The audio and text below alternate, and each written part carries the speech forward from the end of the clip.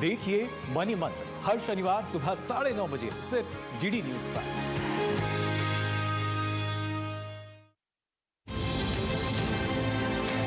राष्ट्रीय खबरें हो या अंतर्राष्ट्रीय मुद्दे की बात, राजनीति से जुड़ा हर पहलू, साथ ही बिजनेस का उतार चढ़ाव, खेल जगत की अपडेट से लेकर मनोरंजन की छोटी बड़ी हलचल, वहीं बड़ी खबरों की संपूर्ण कवरेज, ताकि आप रहें खबरों के बीच। देखिए मिड डे प्राइम सोमवार से शुक्रवार दोपहर 1 बजे।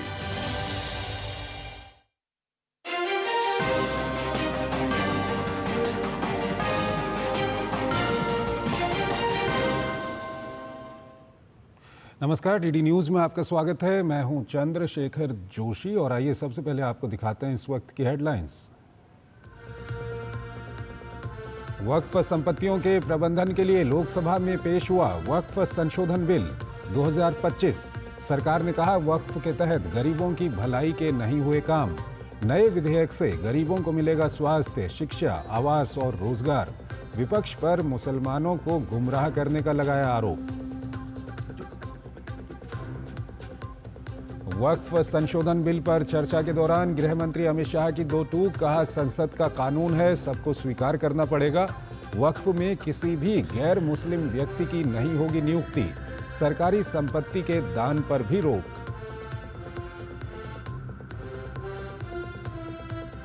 लोकसभा में वक्फ बिल पर चर्चा के दौरान जमकर चले सियासी तीर। विपक्ष ने कहा वक्फ की संपत्ति को अपने नियंत्रण में लाना चाहती है सरकार। बीजेपी ने कहा विधेयक का संबंध धर्म से नहीं संपत्ति से, विपक्ष कर रहा वोट बैंक की राजनीति। थाईलैंड और श्रीलंका की यात्रा पर कल रवाना होंगे पीएम मोदी। थाईलैंड में बिम्स्टेक शिखर सम्मेलन में लेंगे हिस्सा। बिम्स्टेक देशों के साथ समुद्री परिवहन समझौते पर होंगे हस्ताक्षर। बैंकॉक विजन 2030 को भी अपनाया जाएगा। अमेरिका का कल से कई देशों के खिलाफ रेसिप्रोकल टैरिफ होगा लागू। व्यापार युद्ध गहराने की आशंका। टैरिफ लागू होने से पहले ही अमेरिकी शेयर बाजार गिरे।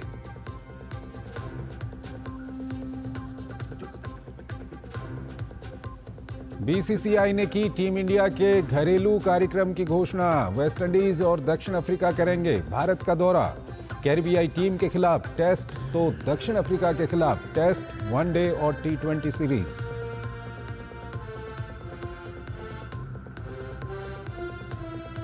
और आइए अब खबरों को विस्तार से देखते हैं। बहुप्रतीक्षित वक्फ संशोधन बिल को आज लोकसभा में पेश किया गया।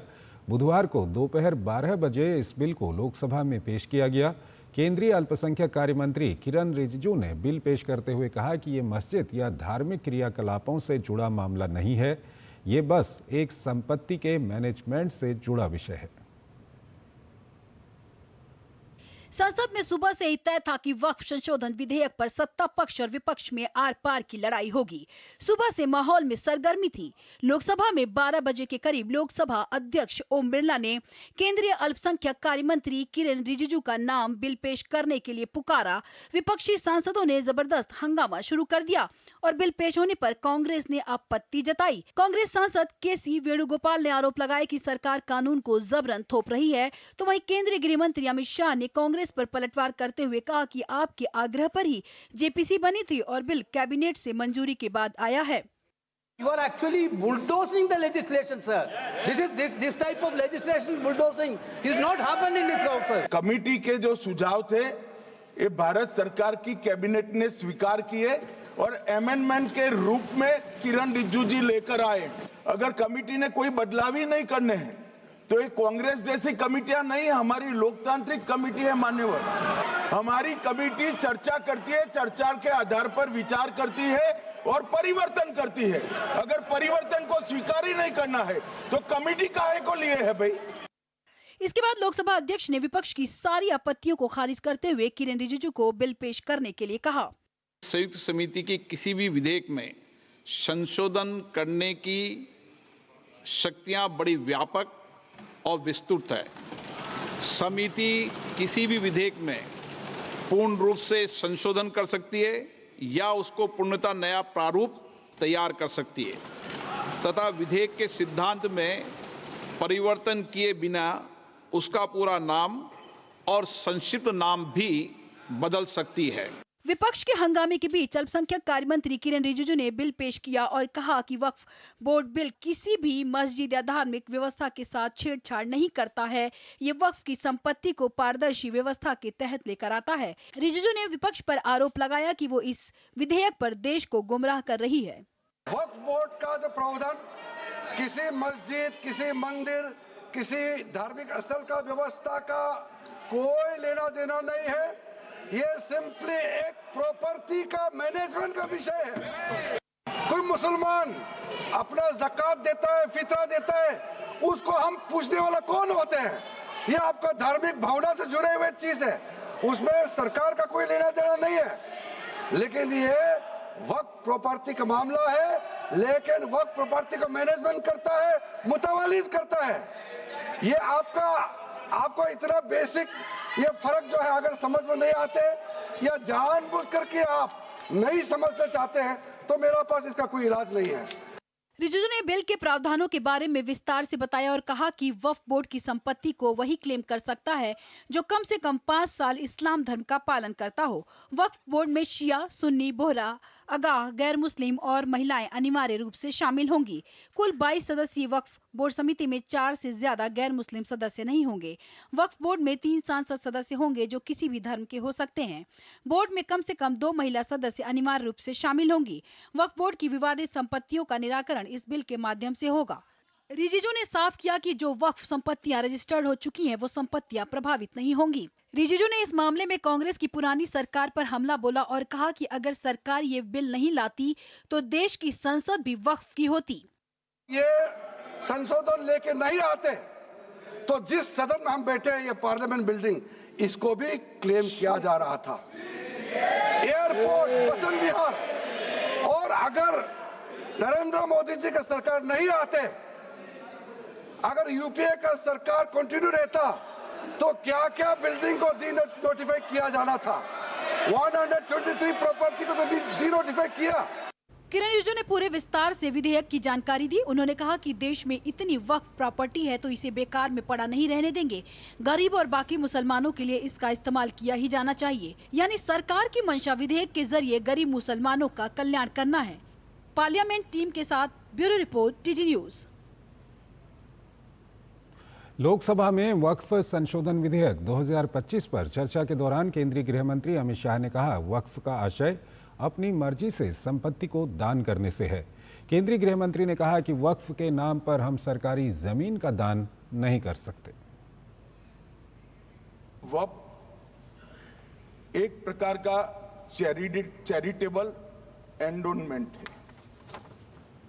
और जहां एक व्यक्ति संपत्ति, भूमि या मूल्यवान संपत्ति धार्मिक या सामाजिक भलाई के लिए दान करता है बिना उसको वापस लेने के उद्देश्य से, वहां वक्फ की रचना कर। इसमें दान देता है, वो शब्द का बड़ा महत्व है।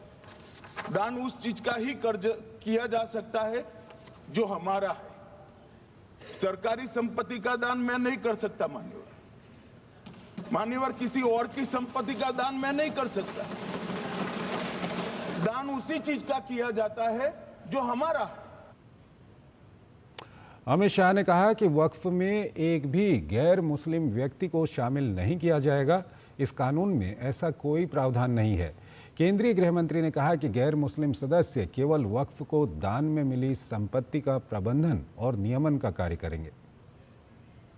मान्यवर, कहां पर गैर मुस्लिम सदस्य रखे जाएंगे? परिषद में और वक्फ बोर्ड में। उसका काम क्या है? उनका काम धार्मिक क्रियाकलापों को कुछ चलाने का नहीं है। वो शुद्ध रूप से वक्फ का जो कानून, दान के लिए किसी ने दी हुई संपत्ति, उसका एडमिनिस्ट्रेशन अच्छे से चल रहा है, नहीं चल रहा है, कानून के हिसाब से चल रहा है, नहीं चल रहा है, या तो दान जिस चीज के लिए दिया गया, इस्लाम धर्म के लिए दिया गया, गरीबों के भोजन के लिए दिया गया, गरीबों के उद्धार के लिए, वो उद्देश्य के लिए इसका उपयोग हो रहा है नहीं हो रहा है, इसका नियमन करने का काम है। वक़्फ में एक भी नॉन मुस्लिम नहीं आएगा, ये एक्ट में ऐसा कोई प्रावधान नहीं। चर्चा के दौरान केंद्रीय गृह मंत्री अमित शाह ने कहा कि संसद में बने कानून को सभी को स्वीकार करना पड़ेगा। संसद का कानून है, सबको स्वीकार करना पड़ेगा। स्वीकार नहीं करेंगे मतलब क्या है? कैसे बोल सकते हैं कोई हम कानून को स्वीकार नहीं करेंगे? एक कानून भारत सरकार का है, हर एक पर बंधन करता होगा और इसको स्वीकार करना पड़ेगा। लोकसभा में वक्फ संशोधन विधेयक 2025 पर चर्चा में भाग लेते हुए भाजपा सांसद तेजस्वी सूर्या ने कहा कि कांग्रेस की सरकार ने वक्फ अधिनियम में 2013 में संशोधन किया था। इस संशोधन के बाद वक्फ को धारा 40 के जरिए किसी भी भूमि को हड़पने का अधिकार मिला। Through the Waqf Amendment bills from 1954, 1995 and the 2013 amendment, the Congress party created a parallel government system, an extra constitutional apparatus. The draconian provision of Section 40 was introduced in the 2013 amendment. Section 40 gave the power of the Waqf board to declare any land it believed to be Waqf land, no documentation required, no evidence required, and after such declaration by under Section 40, Section 6, Section 5 mandated the revenue authorities to compulsorily change revenue records and mutation register without even affording an opportunity to be heard for the affected parties. Lok Sabha में वक्फ संशोधन विधेयक पर सत्ता पक्ष और विपक्ष के बीच जोरदार बहस हो रही है। सरकार का कहना है कि इस विधेयक से वक्फ में सुधार और पारदर्शिता आएगी, तो वहीं विपक्ष सरकार की मंशा पर सवाल खड़े कर रहा है। लोकसभा में विपक्ष की तमाम आपत्तियों के बीच वक्फ संशोधन विधेयक पेश किया गया और उसके बाद उस पर बहस शुरू हुई। लोकसभा में कांग्रेस के उपनेता गौरव गोगोई ने कांग्रेस पार्टी की ओर से चर्चा की शुरुआत करते हुए कहा कि जेपीसी ने आवश्यक विचार विमर्श नहीं किया और सरकार ने असंवैधानिक अल्पसंख्यक विरोधी बिल पेश किया है। इसके बाद रविशंकर प्रसाद ने भाजपा की ओर से सरकार का पक्ष रखा और कांग्रेस पर पलटवार किया। उन्होंने कहा कि इस विधेयक का संबंध धर्म से नहीं संपत्ति से है और विपक्ष वक्फ बोर्ड संशोधन विधेयक पर वोट बैंक की राजनीति कर रहा है। ये बिल आज इस संविधान के इस जो मूल जो ढांचा है उस पर आक्रमण है और इनकी जो पूरा जो भाषण था वो हमारे संविधान के इस मौलिक अधिकार पर, हमारे संघीय ढांचे पर एक आक्रमण था। दिल से तो कहते हैं कि हम चाहते हैं संशोधन हो, लेकिन राजनीतिक मजबूरी इनके पैर पीछे खींचती है। और आइए आपको सीधे इस वक्त लोकसभा लिए चलते हैं। ये मेरा सौभाग्य है कि इस ज्वाइंट पार्लियामेंट्री कमेटी का मैं चेयरमैन बना। इसके लिए निश्चित तौर से मैं आभार व्यक्त करूंगा अपनी पार्टी का और प्रधानमंत्री मोदी जी का, गृहमंत्री जी का, कि एक बड़ी जिम्मेदारी दी। लेकिन मैं एक बात कहना चाहता हूँ कि लगातार 11 घंटे हो गए जिस तरह से हमारे सत्ता पक्ष या प्रतिपक्ष के लोग हम लोग बैठे हैं। आखिर इस बिल के बारे में इस सरकार ने, अगर जब बिल को इंट्रोड्यूस किया था किरण रिजिजू जी ने, संसदीय कार्य मंत्री ने, अगर इस सरकार की मंशा होती कि हम जो 44 अमेंडमेंट लेकर के आए हैं उसी बिल को एज इट इज पास कराना है, तो निश्चित तौर से लोकसभा में भी बहुमत है, राज्यसभा में भी बहुमत है, सीधे उस बिल को हम पास करा सकते थे। लेकिन इसके बावजूद संसदीय कार्य मंत्री जी जब बिल को इंट्रोड्यूस कर रहे थे, खड़े होकर के उन्होंने कहा पूरे देश के सामने कि हम इस बिल को पास करा सकते हैं, लेकिन हम चाहते हैं कि इस बिल को ज्वाइंट पार्लियामेंट्री कमेटी को स्पीकर साहब आप रेफर कर दें, जिससे देश के सभी स्टेक होल्डर्स के साथ, सभी राज्य के ऑफिशियल्स के साथ, या हमारे शिया सुन्नी वक्फ बोर्ड हो, इस्लामिक स्कॉलर हो, या हमारे बार एसोसिएशन हो, या फॉर्मर जजेज हो, इस्लामिक स्कॉलर्स हो, सभी के साथ हो। और मैं समझता हूं कि ज्वाइंट पार्लियामेंट्री कमेटी को रेफर किया गया और शायद इतिहास में किसी हमारे सभी सदस्य माननीय स्टैंडिंग कमेटी के मेंबर होते हैं, एक महीने में ज़्यादा से ज़्यादा 2 बैठकें होती हैं। पूरे साल में 24 बैठक, 25 बैठक, 26 बैठक होती है। इस ज्वाइंट पार्लियामेंट्री कमेटी ने 5 महीने में 38 बैठकें करने का काम किया है। और इसके बावजूद भी ये कहा जाए 38, मैं कहता हूँ जितने ज्वाइंट पार्लियामेंट्री कमेटी के मेंबर थे, आज उनमें से चाहे जावेद साहब चाहे अभी बोल रहे थे बेनीवाल जी कि जेपीसी के चेयरमैन बोलने नहीं दे रहे थे। जेपीसी के चेयरमैन हफ्ते में 5 दिन बैठक करना चाहते थे, 4 दिन करना चाहते थे। जेपीसी के मेंबर हमारे उधर के स्पीकर साहब से जाके कहते थे कि साहब 15 दिन में 2 बैठक होनी चाहिए। तो मैं बोलने के लिए दिल पे हाथ रख के कह दें कि शायद अपनी स्टैंडिंग कमेटी में उतना बोलने का अवसर नहीं मिला होगा जितना ज्वाइंट पार्लियामेंट्री कमेटी में इन लोगों को बोलने का अवसर मिला। और आज मैं सरकार को धन्यवाद दूंगा कि ये पहली ज्वाइंट पार्लियामेंट्री कमेटी है। आप स्वीकार करें न करें, आप इसका विरोध करें, लेकिन उस कमेटी में जो आप बहुत से कंसर्न उठा रहे थे, जो आप बहुत सी बातों को उठा रहे थे, आज उस ज्वाइंट पार्लियामेंट्री कमेटी ने अपनी रिकमेंडेशंस किया। इनके प्रेमचंदन जी ने कहा जेपीसी को अधिकार ही नहीं है कि वो रिकमेंडेशन कर सके, अमेंडमेंट कर सके कानून का। गृह मंत्री जी ने उत्तर दे दिया, उसमें मुझे नहीं कहना। लेकिन आज ज्वाइंट पार्लियामेंट्री कमेटी में मैं अपने सभी सदस्यों को धन्यवाद देना चाहता हूं। ये आपका सौभाग्य होगा, इतिहास बताएगा कि जिस जेपीसी के आप मेंबर थे उसकी सारी रिकमेंडेशंस को सरकार ने स्वीकार करने का काम किया है। ये कोई साधारण बात नहीं। आज कम से कम उस ज्वाइंट पार्लियामेंट्री कमेटी में जिस तरह से हमने डिटेल डिस्कशंस किया और डिलिब्रेशंस किया, और इसके बावजूद किसी भी मैं सदस्य से मैंने ये नहीं कहा होगा अगर उन्होंने आधे घंटे बात रखनी चाहिए होगी, 1 घंटे रखनी चाहिए होगी, सबको मैंने पूरा अवसर दिया। 11 बजे से बैठक शुरू करते थे, 7 बजे 8 बजे तक बैठक करते थे। और इसके बावजूद मैं कहता हूं कि आज गृह मंत्री जी ने अगर ये कह दिया कि अब इसमें चाहे वाकिफ हो, उसमें न कोई सरकार का दखल होगा, न वाकिफ के इंटेंशन पे, न वक्त में कोई दखल होगा, तो जब वक्त में कोई दखल नहीं है, न वाकिफ में कोई दखल है, और इसके बावजूद भी अभी भी आपने देखा ओवैसी साहब को कि अभी उन्होंने इस बिल को फाड़ने का काम किया है। तो ये जो बात कह रहे कि ये बिल असंवैधानिक है, असंवैधानिक काम तो उन्होंने किया है जो बिल फाड़ने का काम किया है। आज मैं पूछना चाहता हूं, आज किस लिए बिल फाड़ दिया? उन्होंने कहा, चले गए, मैं पूछना चाहता हूं, उन्होंने कहा कि हमारी 123 प्रॉपर्टी है और साहब हमारे पास डीड नहीं है, उस डीड को हम कैसे देंगे, हमारी प्रॉपर्टी तो मिलेगी नहीं। मैं कहना चाहता हूं 123 प्रॉपर्टी है, बिल्कुल है। ये 123 प्रॉपर्टी किसकी है? ये हमारे जमाने की नहीं है। जब ब्रिटिशर्स ने, अंग्रेजों ने हिंदुस्तान की राजधानी को कोलकाता से दिल्ली बनाने का फैसला किया और 1911 में जब उन्होंने यहाँ के लुटियन जोन्स की लैंड को एक्वायर किया, लैंड एक्वायर करने के बाद ड्यूली कंपनसेशन दिया और अधिग्रहण कर लिया, और 1911 जो अधिग्रहण ब्रिटिश सरकार ने किया, अखिलेश जी आप भी मुख्यमंत्री रहे, अगर कोई सरकार किसी जमीन का अधिग्रहण कर ले तो फिर उस जमीन को डीनोटिफाई करके किसी को दे नहीं सकती है। यह पहली बार कांग्रेस सरकार ने डीनोटिफाई करके देने का काम किया है। मैं पूछना चाहता हूं, अगर आपके पास डॉक्यूमेंट नहीं है, मैं पूछना चाहता हूं कि अगर डॉक्यूमेंट नहीं है, हमारे जेपीसी के मेंबर लोग बैठे हुए, मैं पूछना चाहता हूं ये तुष्टीकरण नहीं तो और क्या था?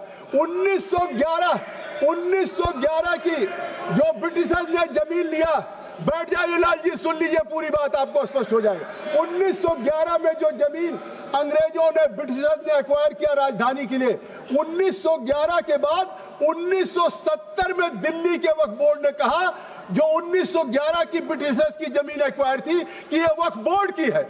1970 में तो वो जो सेक्शन 40 की बात हो रही है, ये शायद देश में नहीं दुनिया में किसी को अधिकार नहीं होगा कि जो ब्रिटिश एक्वायर करके कंपनसेशन दे गए हो उसको 57 सालों के बाद वक्फ बोर्ड कह दे ये वक्फ की जमीन है, और उसके बाद ये कह रहे हैं हमें मिल नहीं रही वैसी साहब। वो मिल जाती 1984 में भी कांग्रेस यूपीए सरकार ने देने की कोशिश की, 2014 में भी देने की कोशिश की। आप अपनी कैबिनेट देख ले, सरकार देख ले, 5 मार्च 2014 को चुनाव का मॉडल कोड ऑफ कंडक्ट जारी हुआ था। आप सबको याद होगा, आप सब लोगों में से बहुत से सांसद लड़े थे, जीते थे। 5 मार्च 2014 को मॉडल कोड ऑफ कंडक्ट लागू हुआ और उसके ठीक 2 दिन पहले 2 मार्च को यूपीए सरकार ने एक कैबिनेट बैठक किया और कैबिनेट बैठक करके उस 123 प्रॉपर्टी को डी नोटिफिकेशन करके कहा इसको वक्फ बोर्ड को दे दिया जाए। धन्यवाद है हाई कोर्ट को, सुप्रीम कोर्ट को। आज वो हाई कोर्ट के स्टे से रुका हुआ है, नहीं तो इस सरकार ने, तत्कालीन सरकार ने तो देने का काम कर दिया था जो अब असंवैधानिक था। सुन लीजिए धर्मेंद्र जी, सुन लीजिए धर्मेंद्र जी, सुनिए। सुप्रीम कोर्ट के फैसले के, हाई कोर्ट के फैसले के बाद कोई अधिग्रहित और मुआवजादारी दी गई जमीन किसी दूसरी इकाई को नहीं दिया जा सकता। सरकार किसी संपत्ति का अगर अधिग्रहण कर ले, मुआवजा दिया जा चुका है तो डी नोटिफाई नहीं कर सकता। ये काम कोई कर सकता है कि इस तरह से संविधान और कानूनी प्रावधानों का अगर कोई उल्लंघन कर सकता है और इस तरह की सरकारी संपत्तियों को गैर कानूनी तरीके से ट्रांसफर करने की कोशिश केवल तुष्टीकरण करने के लिए कांग्रेस यूपीए की सरकार ने किया था, ये मैं कहना चाहता हूं। और इतना नहीं, आप इसको अनकॉन्स्टिट्यूशनल कह रहे हैं कि ये अनकॉन्स्टिट्यूशनल आखिर कैसे है? आप ये बताइए कि अनकॉन्स्टिट्यूशनल है। आज किसी देश में जो 1995 जिस प्रिंसिपल एक्ट की बात कर रहे हैं, 2013 की प्रिंसिपल एक्ट की उस अमेंडमेंट की बात कर रहे हैं, 1995 2013 में बहुत से साथियों ने केवल एक सेक्शन 40 की बात कही है। मैं कई सेक्शन हैं, क्योंकि देश को जानना चाहिए कि आज उस 1995 और 2013 में अमेंडमेंट करके इस तरीके से वक्फ बोर्ड को इतनी अनलिमिटेड पावर दी गई और उसको अमेंडमेंट करके कि वो अनलिमिटेड पावर वक्फ बोर्ड की संविधान से ऊपर हो गया और वक्फ को सेक्शन 40, सुन लीजिए सेक्शन 40, और हम पढ़ना नहीं चाहते कल्याण जी, हमारे पास किताब भी रखी हुई है 95 का, क्या बात, मैं पढ़ के, मैं सेक्शन का नाम ले रहा हूं, पढ़ के नहीं सुनाऊंगा। सेक्शन 40 और आप पढ़ लीजिए किताब खोल के, सेक्शन 43 उसके 1995 2013 एक्ट में। I am not yielding mister Raja, I have already yielded in JPC committee, I have given you enough time in JPC. अब kindly listen, kindly stay down please. आप, मैं कह रहा हूं वक्त घोषित करने की संपत्ति सेक्शन 44(3) में इन्होंने कहा कि वक्फ बोर्ड की जमीन, किसी जमीन को चाहे वो किसी के पास बरसों से हो और उस जमीन को भी वक्फ घोषित कर सकते हैं। तो ये किसका वायलेशन? ये वायलेशन है आर्टिकल 300A का, राइट टू प्रॉपर्टी का वायलेशन है और इन्होंने वो वायलेशन किया है, संविधान का उल्लंघन किया है कि इसके बावजूद कि हमारे जो वक्त के है वो article 300A right to property का उल्लंघन किया है। वक्फ बोर्ड बिना किसी सुनवाई के संपत्ति ले नहीं सकता। फिर आप सुन लीजिए, मैं सेक्शन 32 की बात कर रहा हूं। 95 में सेक्शन 32 में किसी भी प्रॉपर्टी को बिना कंपनसेशन के टेक ओवर करने की शक्ति वक्फ बोर्ड को दे दिया गया। ये सेक्शन 32 में, ये भी आर्टिकल 300A का राइट टू प्रॉपर्टी का सीधा उल्लंघन है। फिर वक्फ बोर्ड पे कोई रेवेन्यू डिपार्टमेंट का कंट्रोल नहीं रहेगा, ये सेक्शन 28, सेक्शन 29 में 1995।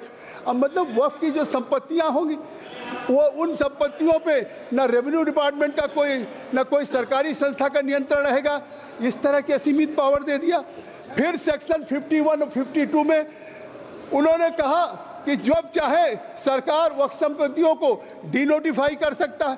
इस बार अभी तो हमने शुरू किया, मैं चेयरमैन था, अभी मैं बताता हूँ, मैं चेयरमैन था, ये नहीं होगा, समझिए।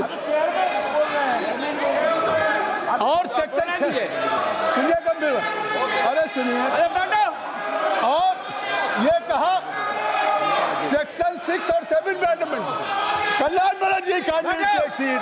अब now I am not needing, you go through the section 6 किसी कोर्ट में चैलेंज नहीं किया जा सकता है। 95 के सेक्शन 6 और 7 में वक्फ बोर्ड को इतना पावर दे दिया सेक्शन 6-7 में कि वो लोग किसी भी सिविल कोर्ट में नहीं जा सकते।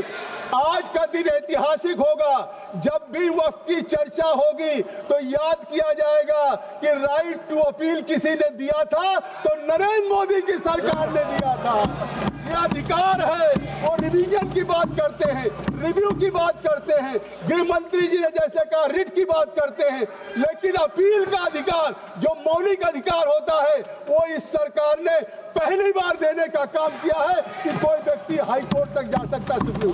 अरे और बैठ जाओ, कहते पसमानदा पसमानदा। हम ये गुड गवर्नेंस की बात है, केवल पसमानदा की बात नहीं कर रहे हैं कि ये कहते हैं कि आप डिवाइड कर रहे हैं, पसमानदा की बात कर रहे हैं, खवातीन की बात कर रहे हैं, बच्चों की बात कर रहे हैं, ऑर्फन की बात कर रहे हैं। क्यों नहीं करेंगे? सच्चर कमेटी ने क्या रिकमेंड किया था? सच्चर कमेटी ने कहा था कि आज मुस्लिम महिलाओं की 51% इलिटरेट है, 6% हायर एजुकेशन में नहीं है, मुस्लिम्स की स्थिति SC ST से भी खराब है। ये हमारे सब लोग सच्चर कमेटी ने कहा था कि इनको इंप्रूव करने की जरूरत है। आज जैसे आपने स्वामीनाथन की रिपोर्ट को ठंडे बस्ते में डाल दिया था, उसको लागू करने का काम किसानों के लिए मोदी सरकार ने किया। आज फिर उसी तरीके से, सुन लीजिए, फिर आज उसी तरीके से जैसे स्वामीनाथन की report, Swaminathan committee Congress UPA ने बनाई, लेकिन उसकी रिपोर्ट को लागू करके किसान के आय को दुगना करने का हमने काम किया। आज उसी तरीके से सच्चर कमेटी का I am addressing to chair, आप मत देखिए, आप सभापति जी उधर मत देखिए, हमको देखिए, बस आप हमको देखिए, आप बिल्कुल चिंता करिए, समझे? तो मैं आपसे कहना चाहता हूँ उसी तरीके से सच्चर कमेटी बनाई इन्होंने, और सच्चर कमेटी की क्या रिपोर्ट है, हम क्यों लाए हैं आज ये हमारी सरकार ये अमेंडमेंट क्यों लाई है? मैं गंभीरता से कहना चाहता हूं 2006 से 14 तक सच्चर कमेटी की रिपोर्ट के बाद भी इस कांग्रेस को चिंता नहीं हुई कि पसमानदा, OBC, खवातीन, ऑर्फन, इन मुस्लिम गरीब लोगों का क्या होगा। अगर उसकी चिंता हुई तो आज मोदी सरकार को चिंता हुई, और केवल चिंता नहीं हुई, आज इस बिल को लाने का उद्देश्य क्या है? इस बिल को लाने, चिल्लाइए मत, इस बिल को लाने का उद्देश्य क्या है?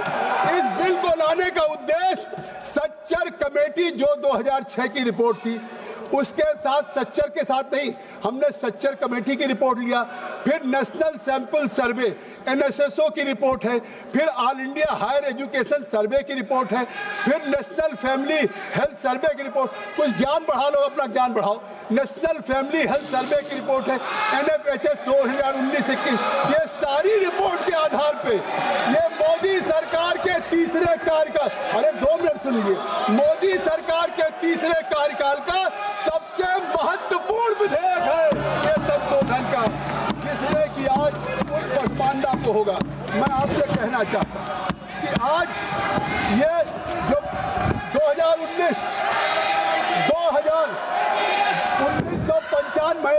1995 हो, 2013 हो, आज तो उन्होंने उस समय अनकॉन्स्टिट्यूशनल पास किया था।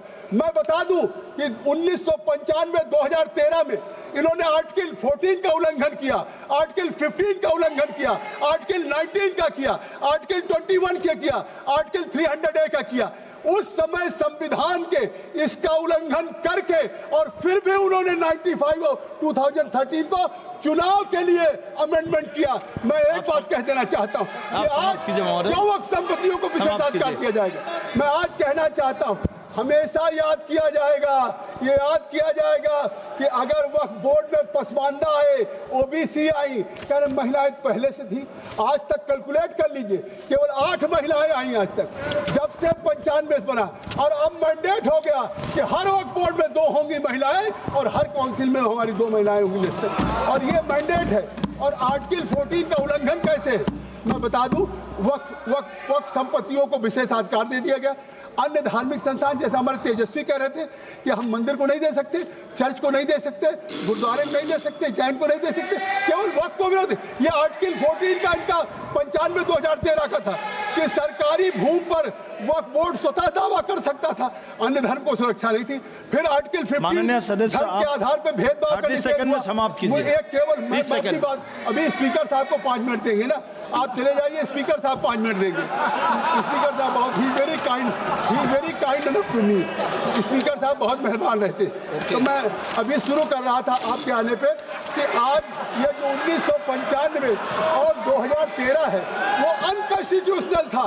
और मैं कहना चाहता हूं कि अगर आज ये सरकार आर्टिकल 14, 15, 19 और राइट टू प्रॉपर्टी का जो उस समय उल्लंघन करके और कांग्रेस यूपीए सरकार में उस तरह का लॉ वक्त को बना करके किसी संपत्ति को वक्त घोषित कर दिया जाए, आज उसको ठीक करके एक संविधान संशोधन पर कानून बनाने का काम मोदी सरकार कर रही है। और जिस तरीके से मैं आपसे कहना चाहता हूँ कि आज जिस तरीके का है, आज ये कहते हैं, अभी उवैसी साहब कह रहे थे कि ये प्योरली, एक मिनट में बात खत्म करूंगा, प्योरली रिलीजियस बॉडी है। कई केसेस का उदाहरण लोन दिया।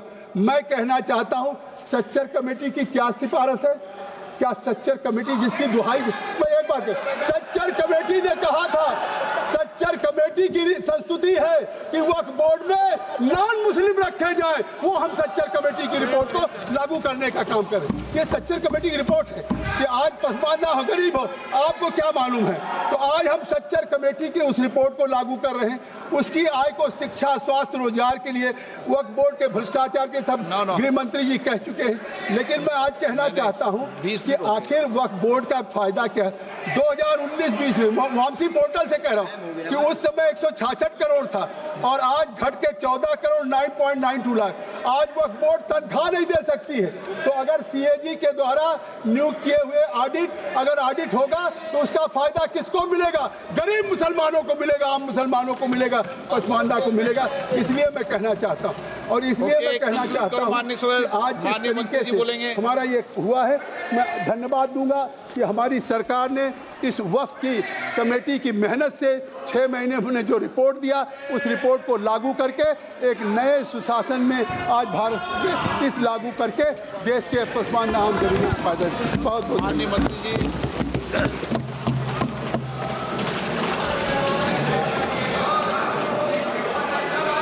आदरणीय अध्यक्ष महोदय जी, मुझे लगता है कि आज दिन भर का चर्चा होने के बाद मेरे जवाब से पहले जॉइंट पार्लियामेंट्री कमेटी का अध्यक्ष को आपने बोलने दिया। एक तरीके से ये अच्छा डिबेट का संपन्न का एक ये प्रतीक भी है। मैं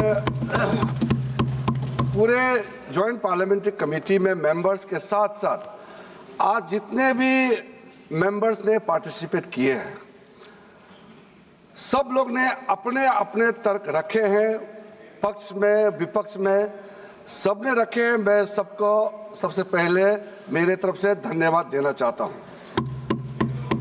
मैंने गौर से सुना है और जैसे हमने शुरुआत में बिल प्रस्तुत करते समय अनुरोध किया था कि हम भरपूर चर्चा किया जाए इस सदन में और हम सबका सुनेंगे और जवाब भी हम देंगे। मेरे ख्याल से कई मुद्दे ऐसे आया जिसका जो इस बिल का पक्ष में बोलने वालों ने बहुत अच्छे तरीके से जवाब भी दिया है। इसलिए कई ऐसे पॉइंट्स हैं जिसको मैं दोहराना नहीं चाहता हूं, क्योंकि अब देर रात ये चर्चा चल रही है। इसलिए मैं समय को देखते हुए बहुत विस्तृत रूप से अपना जवाब को नहीं रखते हुए संक्षेप मगर कोशिश करूंगा कि आपका जो पॉइंट्स है वो समावित हो जाए। वैसे तो कुछ लोगों ने जो पॉइंट उठाया है वो तर्क है और कई ऐसे मुद्दे हैं जो तर्कहीन हैं। मैंने शुरू से बताया राजनीतिकरण भी हुआ है, लेकिन मैं शुरू में ये कहना चाहता हूं, जो समझते हुए नहीं समझने का अगर प्रयास करता है उसको मैं नहीं समझा सकता हूं। कुछ लोगों को मैंने शुरू में कहा कि अगर आप कहते हैं कि ये बिल गैर संवैधानिक है तो आप बताइए गैर संवैधानिक कैसे है? जबरदस्ती अनकॉन्स्टिट्यूशनल कहता है। जब मैंने शुरू में ही कोर्ट का वो प्रोनाउंसमेंट, कोर्ट ऑर्डर, ऑब्जर्वेशन को भी पढ़ के सुनाया कि वक्फ प्रॉपर्टी का मैनेजमेंट और वक्फ बोर्ड का कॉन्स्टिट्यूशन लीगल है, कॉन्स्टिट्यूशनल है। कोर्ट का जो ऑब्जर्वेशन को भी लाइन टू लाइन पढ़ के सुनाया, उसके बाद भी बोल रहा है अनकॉन्स्टिट्यूशनल है। 1954 में आजादी के बाद ये बिल लाए हैं, फिर भी बोलता है ये अनकॉन्स्टिट्यूशनल है। अगर अनकॉन्स्टिट्यूशनल था तो फिर किसी कोर्ट ने क्यों स्ट्राइक डाउन नहीं किया? इसलिए मैं इस सदन में कहना चाहता हूं, कुछ शब्द ऐसा होता है कॉन्स्टिट्यूशनल, अनकॉन्स्टिट्यूशनल, ये हल्के में इस्तेमाल नहीं करना चाहिए। डेमोक्रेसी, कुछ लोग कह रहे थे कि डेमोक्रेसी खत्म हो गया। इस तरह का जब हम शब्दों का इस्तेमाल करते हैं तो खुद भी सोचना चाहिए। हम लोग संसद सदस्य हैं, इस सदन का सदस्य होने के नाते जो शब्द हम लोग प्रयोग करते हैं उसके पीछे जो भाव है उसको समझना होगा। हम हल्के में अगर इस्तेमाल करते हैं शब्दों को तो जो सुनने वाला क्या सोचेंगे? इसलिए अब देखो, ये अपना बात करके फिर जब समझाता है वो समझने वाला तो है नहीं, इसलिए मैंने उम्मीद भी छोड़ दिया ये समझेंगे। माननीय मंत्री जी, यहाँ सब विद्वान सदस्य हैं। आज मैं सर आपको शुरू से कहा कि सबको अपना बोलने का हक है, अधिकार है, लेकिन हल्के पलके में यहाँ टोका टोकी नहीं होना चाहिए। अगर आपका पॉइंट ऑफ ऑर्डर है तो पॉइंट ऑफ ऑर्डर का संख्या बताइए, आप उसका यहाँ सदन में बात रखिए। ऐसे बैठे बैठे कमेंट पास करते रहेंगे उससे तो कोई तरीका तो है नहीं है। जैसे कि हमारा कई सदस्यों ने, जैसे मैंने कहा, अच्छा मुद्दा उठाया है। मैं सबसे पहले जो हमारा छोटा भाई समान है लेकिन अभी कांग्रेस का डिप्टी लीडर है, गौरव गोगोई जी है, राजा जी है, कई लोगों ने मुद्दा जो उठाया उसको मैं पहले संक्षेप में जवाब देना चाहता हूँ। आपने बोला कि ये वक्त बाय यूजर को कैसे ओमिट कर दिया है और इसका फायदा क्या है, इसको हटाने से क्या फायदा होता है। ये मैंने शुरू में भी कहा, अभी फिर से मैं उसको थोड़ा और ऐड करके बोलना चाहता हूँ। ये जो वक्त बाय यूजर, चलते फिरते में कोई कहता है कि एक ज़माने में यहाँ मेरा बाप दादा या उस ज़माने में ये ज़मीन को ऐसा इस्तेमाल करता था, अगर कोई बोल देता है, अगर वक्फ बोर्ड कहने पर उस ज़मीन को, उस जगह को वक्फ डिक्लेयर कर देता है तो ये कैसे हम मान सकता है? कोई प्रमाणित रूप से अगर कहे कि ये उस समय वक्फ के लिए इस्तेमाल किया गया था, सर्टिफिकेट दिखाइए, कोई डॉक्यूमेंट दिखाइए, तो फिर इसको वक्फ डिक्लेयर किया जा सकता है। कहने पर, आप क्लेम करने पर इसको डिक्लेयर करेंगे, आप कैसे मान्यता दे सकते हैं? इसका कोई धर्म का बात ही नहीं है। कई लोगों ने कहा कि एंटी मुस्लिम है। अब बताइए एंटी मुस्लिम कैसे हो गया? चाहे मुसलमान का हो, हिंदू का हो, सिख, जैन, ईसाई, सबका हर जमीन देश का ही जमीन है। उसमें कानूनी तौर पर अगर कोई जमीन का अधिग्रहण करता है, डिक्लेरेशन करता है, रजिस्ट्रेशन करता है, सबको वेलकम करना चाहिए। इसको आप इस्लाम धर्म के खिलाफ, मुसलमानों के खिलाफ कदम उठाया जा रहा है। कई लोगों ने बार बार इस बात को दोहराया है। मैं मानता हूं कि हम लोग जब इतना विस्तार से चर्चा कर रहे हैं तो जब इल्ज़ाम लगाते हैं तो बिना तर्क का इल्ज़ाम नहीं लगाना चाहिए। सर, जो हम वक्फ, मैं राजा जी, आपने इस बात को 2 बार दोहराया है। I want to be very clear in informing my honorable colleagues that removal of waqf by user proposed in the bill is due to inadequate documentation, data supporting ownership of the waqf properties leading to disputes. There are huge numbers of disputes pending in the tribunals, and we have to ensure that this speedy justice is delivered. Whatever possible effort we have to do, we must do. Otherwise, justice delayed is justice denied. We know thousands of cases are pending in the tribunals and the courts. How can we be just ignorant about things happening before us? We have the records in the hand. We have to take some proactive steps. So when we take certain provisions into consideration, there is a considered opinion applied in taking the particular step. There are numerous examples I can cite, but I don't want to take much time because much has been deliberated upon it. Sir, वक़फ़ औलाद के बारे में कई लोगों ने जिक्र किया। हमारा ओवैसी साहब बहुत विद्वान है, उन्होंने कई मुद्दे उठाए हैं। उन्होंने एक आरोप भी लगाया कि मुसलमानों में वक्फ अल औलाद का आप प्रावधान कर रहे हैं, हिंदुओं में क्यों नहीं कर रहे हैं। मैं उसको बताना चाहता हूं कि हिंदुओं में तो प्रावधान पहले से है, अलग से कानून बनाने का क्या आवश्यकता है। तो इस्लाम का प्रैक्टिस में महिलाओं के लिए, बच्चों के लिए जहां कमियां है उसको पूरा करने के लिए हम इस यहाँ पे प्रावधान लेके आ रहा है। एक यूनिफॉर्म हो हमारे देश में, अपने बच्चे, अपने महिला सब देश का नागरिक है, हम कैसे छोड़ देंगे। तो इसका मतलब आप खुद ही हमको आरोप लगाएंगे आप सरकार में क्या कर रहे हैं, आप मुख दर्शक बन के बैठे हुए हैं। इसलिए मैं कहना चाहता हूँ, चाहे विडो हो, डिवोर्स वुमेन हो, चाहे वो ऑर्फन्स अनाथ हो, उनका प्रावधान हमने किया है, जिसका एक्सप्लेनेशन मैंने पहले भी दिया है। गौरव जी ने जो एक चीज थोड़ा सा उल्टा समझाया, मैं उसको थोड़ा सा सीधा समझाना चाहता हूं। उन्होंने कहा कि 7% जो कंट्रीब्यूशन मुतावलीस का ओर से जो दिया जाता है बोर्ड को, उसको 7% से 11% बढ़ाना चाहिए। मैं उसको सही करके बताना चाहता हूं। हम चाहते हैं कि बोर्ड को सपोर्ट करने के जगह वो पैसे को गरीबों के लिए ज्यादा इस्तेमाल करें। जो औकाफ है उसको डेवलप करने के लिए और भी रिसोर्सेस उसके पास रहे।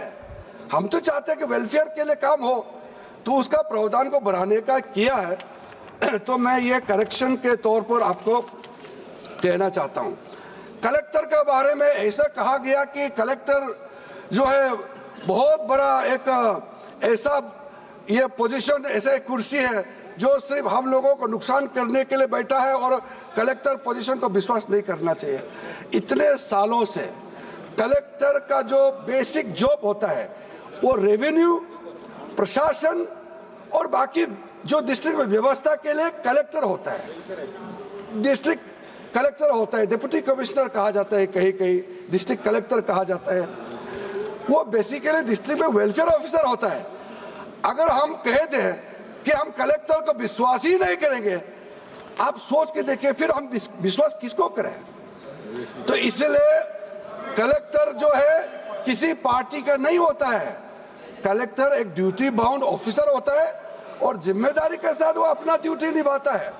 इसलिए कलेक्टर के ऊपर में प्रहार करने का जगह हम सब अगर ये सुझाव देते कि वक्त प्रॉपर्टी का मैनेजमेंट में और क्या सुदृढ़ और क्या अच्छा कदम उठाया जा सकता है, अगर ये सुझाव आते तो मैं उसका वेलकम करते हैं, मैं इसको स्वागत करते हैं।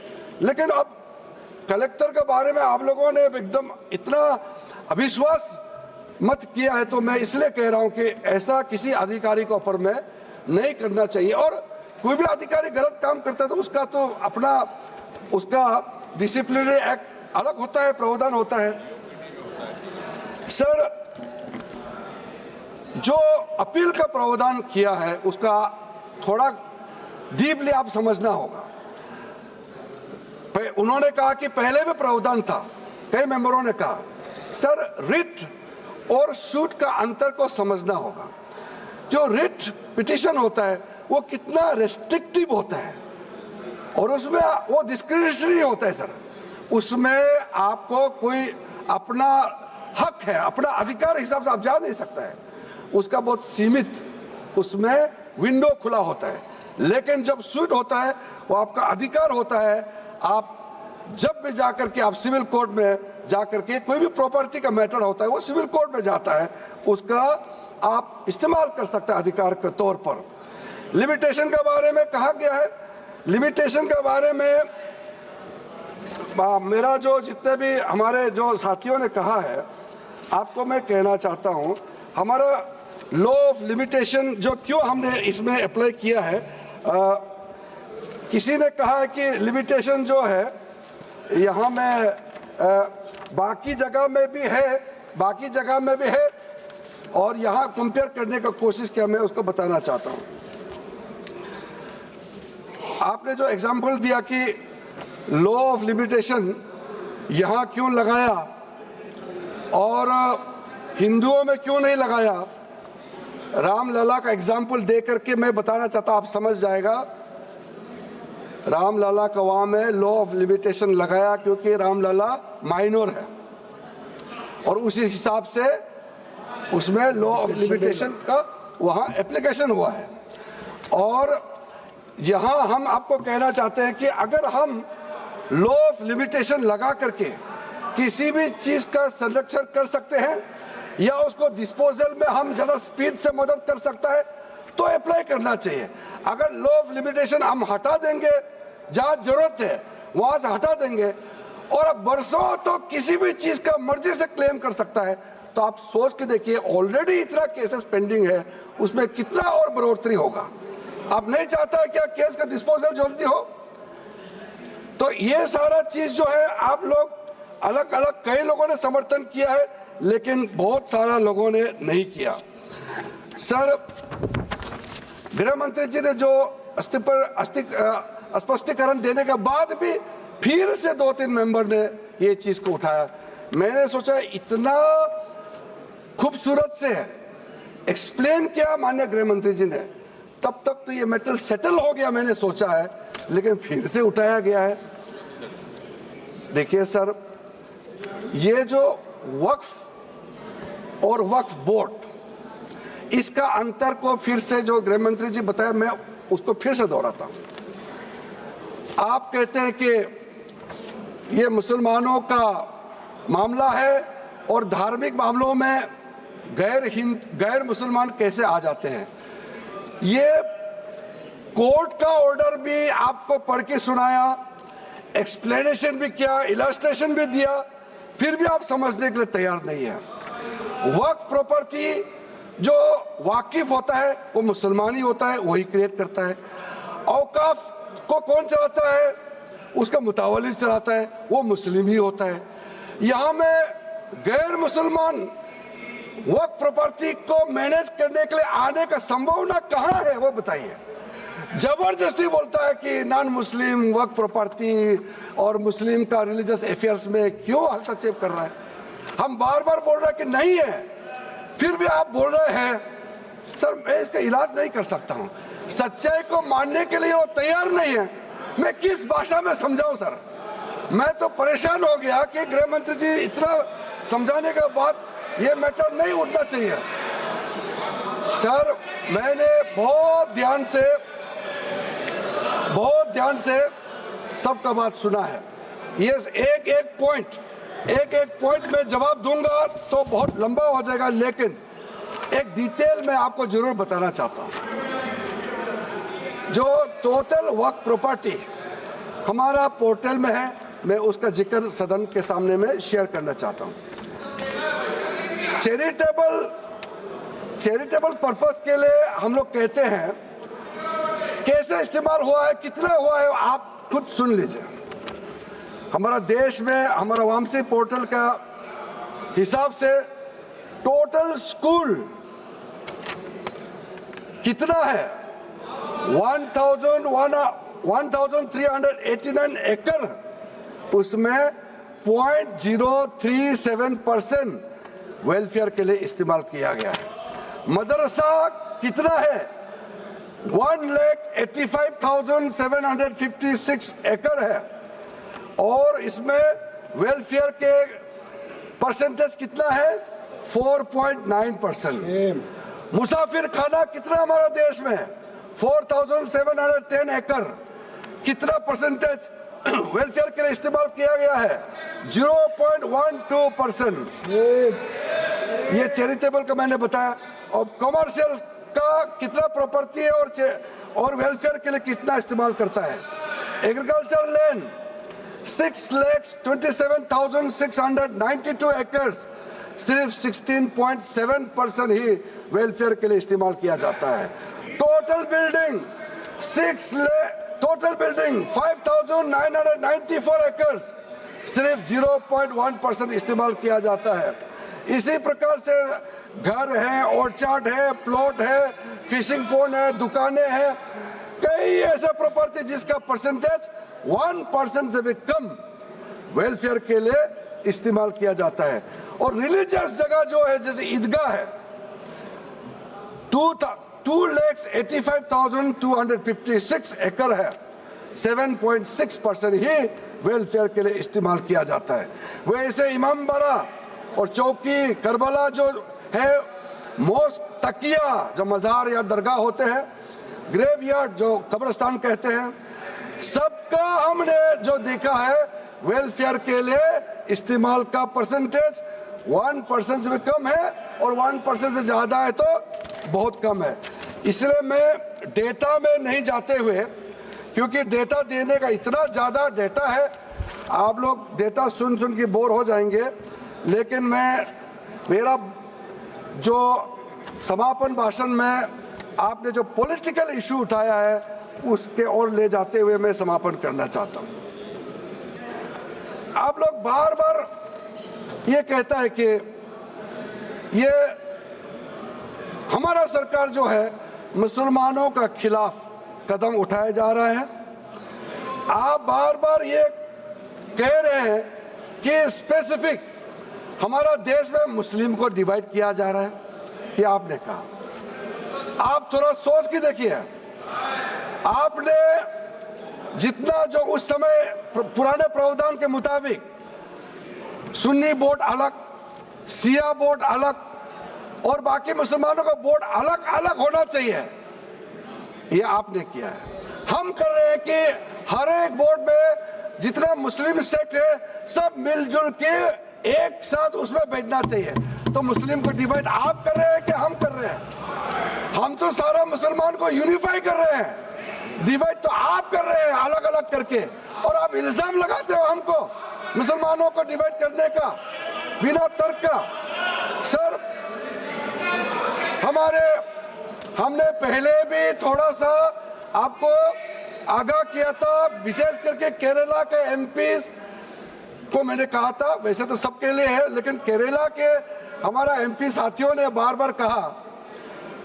मेरे पास केरला से क्रिश्चियन डेलीगेशन भी आए और मुनम्बम वो 600 फैमिली का प्रतिनिधि भी मेरे पास आए। हमारे एक साथी एमपी ने भी कहा कि उनके कॉन्स्टिट्यूंसी का है। अगर ये केस केरला में सेटल हो जाते, केरला के सरकार या केरला के जो हमारे माननीय सदस्य हैं, आप अगर वहाँ मैटर को सेटल करते, वो जो विक्टिम फार्मर्स वहाँ वो सेटिस्फाइड होते, तो हमारे पास क्यों आते? आपने उनका दुख को समझने का कोशिश नहीं किया, आपने समाधान नहीं कर पाया, तभी तो वो हमारे पास आया। और ये बिल पास होने के बाद उनका दुख का, उनका तकलीफ का समाधान भी हो जाएगा। आप कह रहे हैं कि हमारा बिल को माइनॉरिटी सपोर्ट नहीं कर रहा है। आज पूरा देश का जो क्रिश्चियन कम्युनिटी का तरफ से जो प्रेस रिलीज और मेमोरेंडम आ रहा है, आप क्या ये कहना चाहते हैं कि जो चर्च का काउंसिल है, बिशप काउंसिल वगैरह, क्या पढ़ा लिखा नहीं है, वो जानकारी नहीं है उनका? आपका कहने का मतलब क्या, वो ऐसे ही मेमोरेंडम, ऐसे ही प्रेस रिलीज दिया है? वो दुख है, इसलिए तो अपील कर रहे हैं आपसे कि इस वक्फ अमेंडमेंट बिल को सारा एमपी समर्थन करना चाहिए। ये पूरा क्रिश्चियन ऑर्गेनाइजेशंस के ओर से अपील किया गया है। तो ये आप जानते हुए भी सदन में आप बिना मतलब का बात रख रहे हैं। अपीसमेंट कौन कर रहे हैं? आप बार बार अपीसमेंट का बात करते रहते। संविधान को आज भी 2-3 लोगों ने संविधान का किताब को पकड़ा, और मैं पहले भी कह चुका हूं, संविधान को हाथ में पकड़ना, भारत के तिरंगा को हाथ में पकड़ना अच्छी बात है, लेकिन संविधान पकड़ेंगे, तिरंगा पकड़ेंगे, फिर आप बोलते हैं कि देश से आजाद होना चाहिए, देश को टुकड़ा होना चाहिए, ये नारा लगाने वाले का समर्थन करना यह कहां तक जस्टिफाई करता है? इंडियन स्टेट से लड़ेंगे जो लोग इंडियन स्टेट का खिलाफ लड़ेंगे बोलने वालों के साथ आप लोग खड़ा रहते हैं। हाथ में संविधान पकड़ने से कुछ नहीं होता है, संविधान का स्पिरिट के साथ जीना पड़ता है। आप लोग का कई ऐसा तस्वीर भी है जिन्होंने भारत को टुकड़ा करने के लिए नारा लगाने वालों का साथ आप लोग खड़े रहते हैं। आप लोग ऐसा मत समझे लोग नहीं देख रहे हैं, लोग देख रहे हैं। आपका जितना कारनामा है वो पहचान चुके हैं। बहुत आसानी से आप लोग कहता है कि इस देश में माइनॉरिटी सेफ नहीं है। मैं भी एक माइनॉरिटी हूं, और माइनॉरिटी कम्युनिटी डेफिनेशन के हिसाब से इस देश में 6 माइनॉरिटी कम्युनिटी है। मुस्लिम है, सिख है, ईसाई है, बौद्ध है, जैन है, पारसी है। माइनॉरिटी में सबसे छोटा माइनॉरिटी कौन है? पारसी है, जिसका पॉपुलेशन लगभग 52,000 है। सिर्फ 52,000 लगभग बच गया अध्यक्ष महोदय जी हमारे देश में। आप लोगों ने इतना छोटा माइनॉरिटी के लिए सोचा नहीं है। नरेंद्र मोदी जी की सरकार ने इतने छोटा खत्म होने वाला है करके जियो पारसी स्कीम चलाया ताकि हमारा पारसी कम्युनिटी लुप्त ना हो जाए। सबसे छोटा कम्युनिटी का चिंता, वोटों का दृष्टि से वो एक एमपी भी नहीं जिता सकते हैं, लेकिन कहीं लुप्त ना हो जाए। हमारा देश के लिए बहुत कंट्रीब्यूशन दिया है पारसी कम्युनिटीज। अभी मैं जब यहाँ से खाना खाने के लिए गए थे बाहर मेरा कमरे में, तो पारसी का बड़ा धर्मगुरु आकर के हाथ जोड़ करके अभिनंदन किया है नरेंद्र मोदी जी को, हमारी सरकार को, कि वक्त अमेंडमेंट बिल लेके आया है। क्या वो छोटा कम्युनिटी है बोल के उसको हम भूल जाएंगे, उसको वैल्यू नहीं देंगे क्योंकि उसका वो एमपी नहीं जीता सकता है? छोटे से छोटे कम्युनिटी को भी ध्यान रखने का काम नरेंद्र मोदी जी सरकार ने किया है। आप अध्यक्ष महोदय जी वेणुगोपाल जी थोड़ा सा उनको जब सच्चाई बात बता रहे हैं तो वो सुन नहीं पा रहे हैं, इसलिए वो बैठने में तकलीफ मैं देख रहा हूं, लेकिन थोड़ा पेशेंस से सुनिए। मैं बहुत जल्दी अपना बात को समाप्त करूंगा। माइनॉरिटी कम्युनिटी सेफ नहीं है, किसने कहा? आज भी कई सदस्यों ने ये लफ्ज को फिर से इस्तेमाल किया है। अध्यक्ष महोदय, मैं एक चीज कहना चाहता हूं, हमारा सरकार के खिलाफ आप नाराबाजी लगा सकते हैं, क्रिटिसाइज कर सकते हैं, डेमोक्रेसी में चलता है, लेकिन आप जब कहता है कि हिंदुस्तान में माइनॉरिटी सेफ नहीं है, आप समझता है इसका क्या मतलब है? मैं दावे के साथ कह सकता हूं, मैं खुद एक माइनॉरिटी हूं, हिंदुस्तान से ज्यादा माइनॉरिटी का सेफ्टी कहीं और नहीं है। इस देश में हर एक माइनॉरिटी शान से जीने का अधिकार रखता है। अध्यक्ष महोदय जी, ये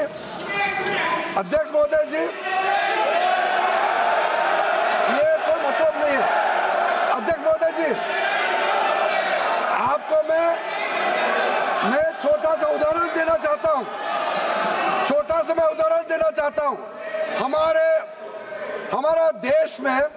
हमारा देश में जितना बॉर्डर कंट्री से आप सब जानते हैं, 1959 में अध्यक्ष महोदय जी 1959 में चीन और तिब्बत में जो समस्या हुआ, उस समय तिब्बतन जो लोग हैं परम पावन दलाई लामा जी के साथ कहाँ आना पड़ा?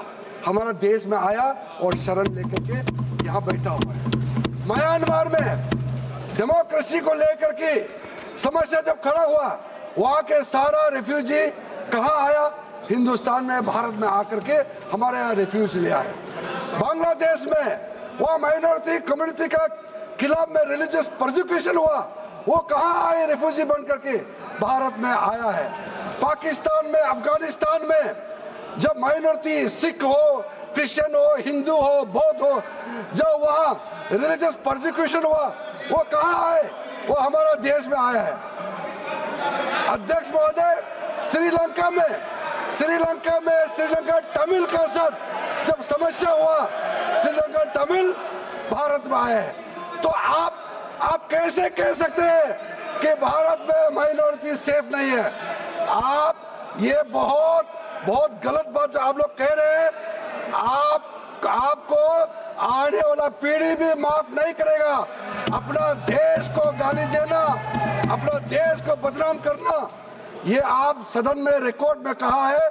आने वाला पीढ़ी आपके बारे में क्या सोचेंगे आप सुन लीजिए।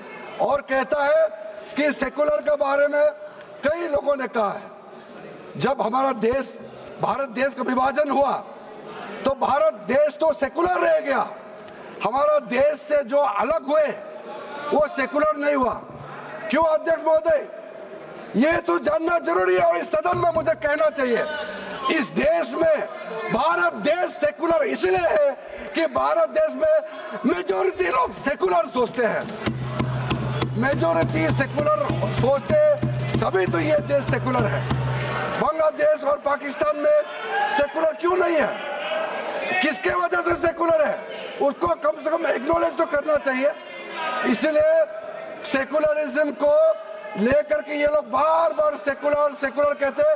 अगर ये पाकिस्तान में होते, बांग्लादेश में होते तो अपने आप को ये सेकुलर सेकुलर नहीं कहते। यहाँ सब फ्रीली कह सकते हैं हम सेकुलर देश में रहता है, तो इसके बावजूद भी आप इस देश को गाली देने का काम करता है। अध्यक्ष महोदय, इसमें हमारा जो माइनॉरिटी कम्युनिटीज को लेकर के जो आप लोगों ने बदनाम करने का कोशिश किया, मैं आपका जो पुराना रिकॉर्ड को मैं कहना चाहता हूं। हमारे पूर्वोत्तर राज्यों में पंडित जवाहरलाल नेहरू जी के समय में, मैं नेहरू जी का क्रिटिसाइज नहीं कर रहा हूं, मैं उन्होंने क्या कहा और क्या पॉलिसी अपनाया उसको मैं बोलना चाहता हूं। पंडित जवाहरलाल नेहरू जी ने 1950s में स्ट्रिक्ट ऑर्डर पास करके कहा है कि नॉर्थ ईस्ट में क्रिश्चियन मेजोरिटी नहीं करना है, ट्राइबल लोगों को अपना तरीका से जीना देना चाहिए। आज हम क्रिश्चियन के खिलाफ हम नहीं कर रहे हैं। वो नेहरू जी ने कहा था कि tribal should be allowed to live according to their customs and traditions. ये नेहरू जी का पॉलिसी है। बाद में श्रीमती इंदिरा गांधी जी के समय में मदर तेरेसा को हमारे वहां नहीं आने देने के लिए प्रतिबंध किसने लगाया? इंदिरा गांधी जी ने मदर तेरेसा का एंट्री बैन किया है। और हमको आप कहते हैं कि क्रिश्चियन को अटैक करते हैं। देखिए, आप लोग, आपका इतिहास से आप भाग नहीं सकते हैं। और नेहरू जी, इंदिरा गांधी जी पूर्व प्रधानमंत्री रहे हैं, इज्जत सब करते हैं उस हिसाब से, लेकिन उनका किया वाला चीज को भी आप उससे भाग नहीं सकते हैं। अध्यक्ष महोदय जी, ये 12 बजने वाले हैं, 12 बज के पार हो गए। मैं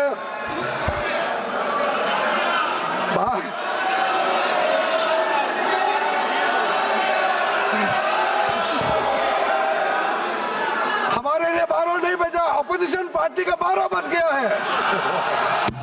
अध्यक्ष महोदय जी, मैं फिर से, अध्यक्ष महोदय जी, मैं फिर से कहना चाहता हूं,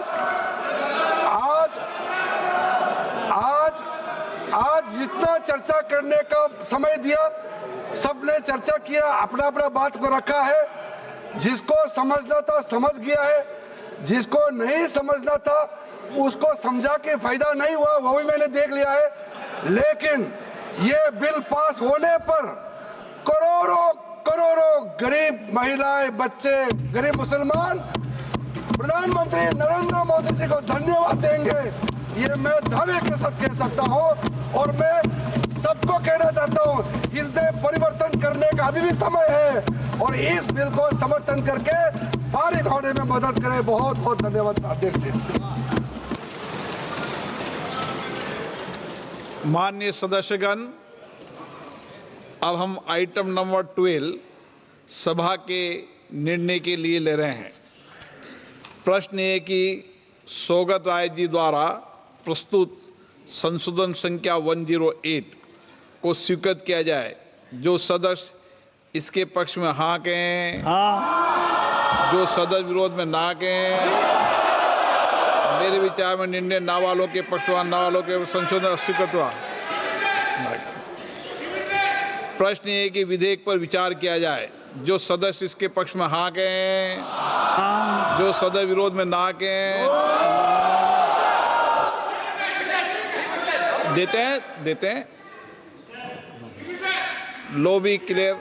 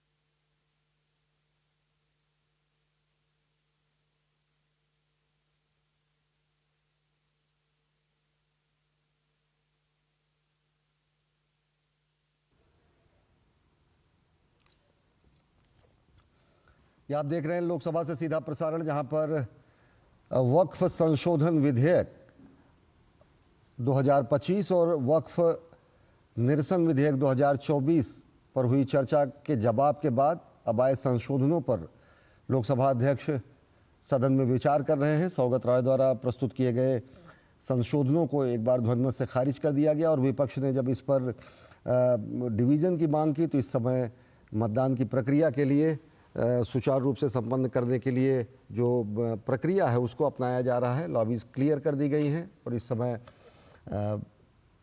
वक्फ संशोधन विधेयक पर आए हुए संशोधनों पर मतदान की प्रक्रिया जारी है। बिंदुवार इन सभी संशोधनों पर मतदान होगा और आज दिन में यह ऐतिहासिक विधेयक पेश किया गया। 12 बजे के बाद किरेन रिजिजू ने इस विधेयक को सदन में पेश करते हुए सभी राजनीतिक दलों ने, सत्ता पक्ष और विपक्ष के लोगों ने इस पर अपनी राय रखी और विस्तृत ये चर्चा अब से थोड़ी देर पहले तक चलती रही। थोड़ी देर पहले ही केंद्रीय संसदीय मंत्री न्याय एवं विधि मंत्री किरेन रिजिजू ने इस मामले पर सदन में हुई चर्चा का जवाब दिया और चर्चा के जवाब देने के बाद उन्होंने स्पष्ट तरीके से कहा कि इस पूरी विस्तृत चर्चा में शामिल सभी व्यक्तियों का धन्यवाद ज्ञापित करते हुए उन्होंने कहा कि विपक्ष द्वारा अनेक तर्कहीन मुद्दे रखे गए, अनेक भ्रम फैलाने की कोशिश की गई।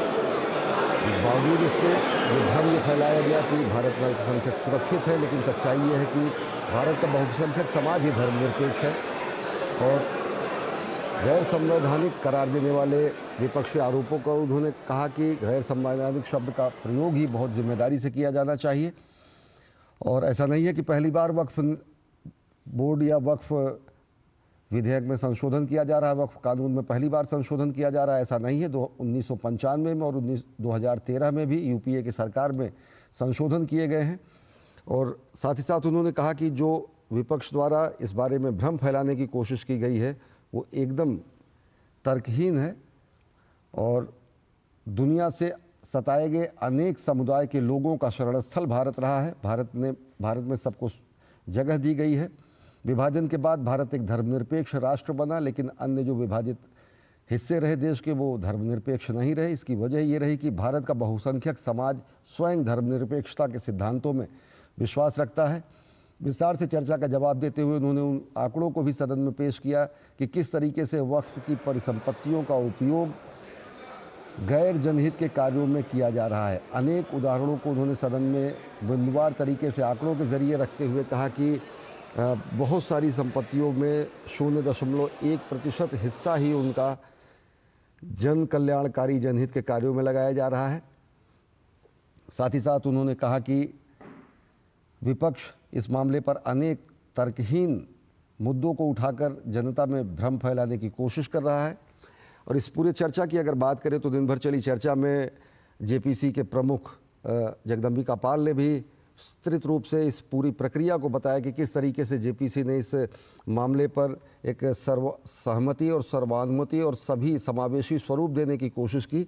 जब वक्फ विधेयक 2024 में पेश किया गया था तो सरकार के पास इतनी संख्या बल थी कि सरकार अगर चाहती तो इस विधेयक को उसी रूप में यथारूप में पारित कराया जा सकता था, लेकिन सदन में की सभी भावनाओं को शामिल किया जा सके इसलिए खुद सरकार ने जेपीसी गठन का प्रस्ताव रखा और अब देखते हैं कि जो संशोधन है उस पर क्या व्यवस्था देते हैं लोकसभा अध्यक्ष। Kind attention of honorable members is invited to the method of operation of the automatic vote recording system. 1.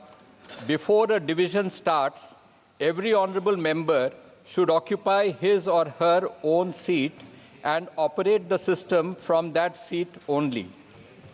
2. When the Honorable Speaker says now division, the Secretary General will activate the voting button and a gong sound will be heard simultaneously. 3. For voting, only after the sound of the gong, repeat, only after the sound of the gong, honorable members may simultaneously press the vote secure button towards the left side of the multimedia device on the headphone plate and any one of the following buttons fixed on the right side of the headphone plate. Yes, below green color sticker, no, below red color sticker, abstain below yellow color sticker. 4. It is essential to keep both the buttons pressed till another gong is heard. 5. Honorable members may please note that their votes will not be registered. 1. If buttons are kept pressed before the first gong, or 2. Both buttons are not kept simultaneously pressed till the second gong.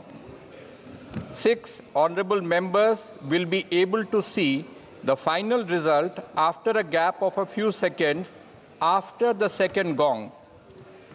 Honorable members will be able to check their vote on display boards installed on either side of Honorable Speaker's chair, multimedia device, and also on the yes/no/abstain button. 8.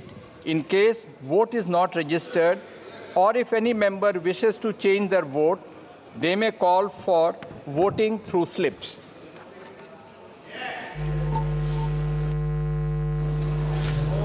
प्रश्न ये है कि विधेयक पर विचार किया जाए। जो सदस्य इसके पक्ष में हाँ गए, जो सदस्य विरोध में ना गए, मेरे विचार में निर्णय डिवीजन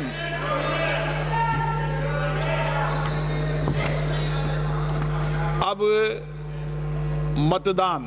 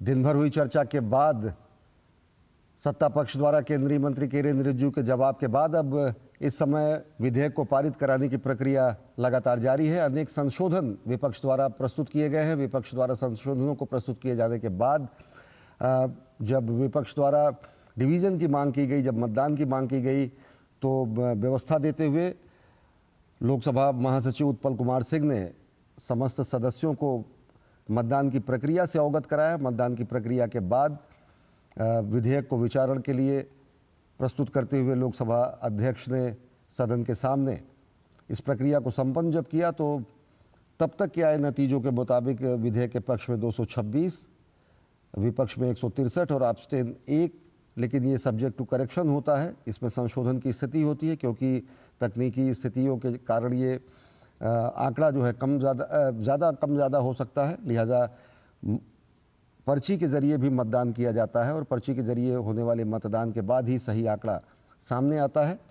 तो इस समय दिन भर चली पूरी चर्चा के बाद विधेयक पर मतदान की प्रक्रिया जारी है। विपक्ष द्वारा अनेक संशोधन लाए गए हैं और अगर बात करें तो लोकसभा में पर्याप्त संख्या बल है सत्ता पक्ष के पास और विधेयक के आसानी से पारित होने की उम्मीद है।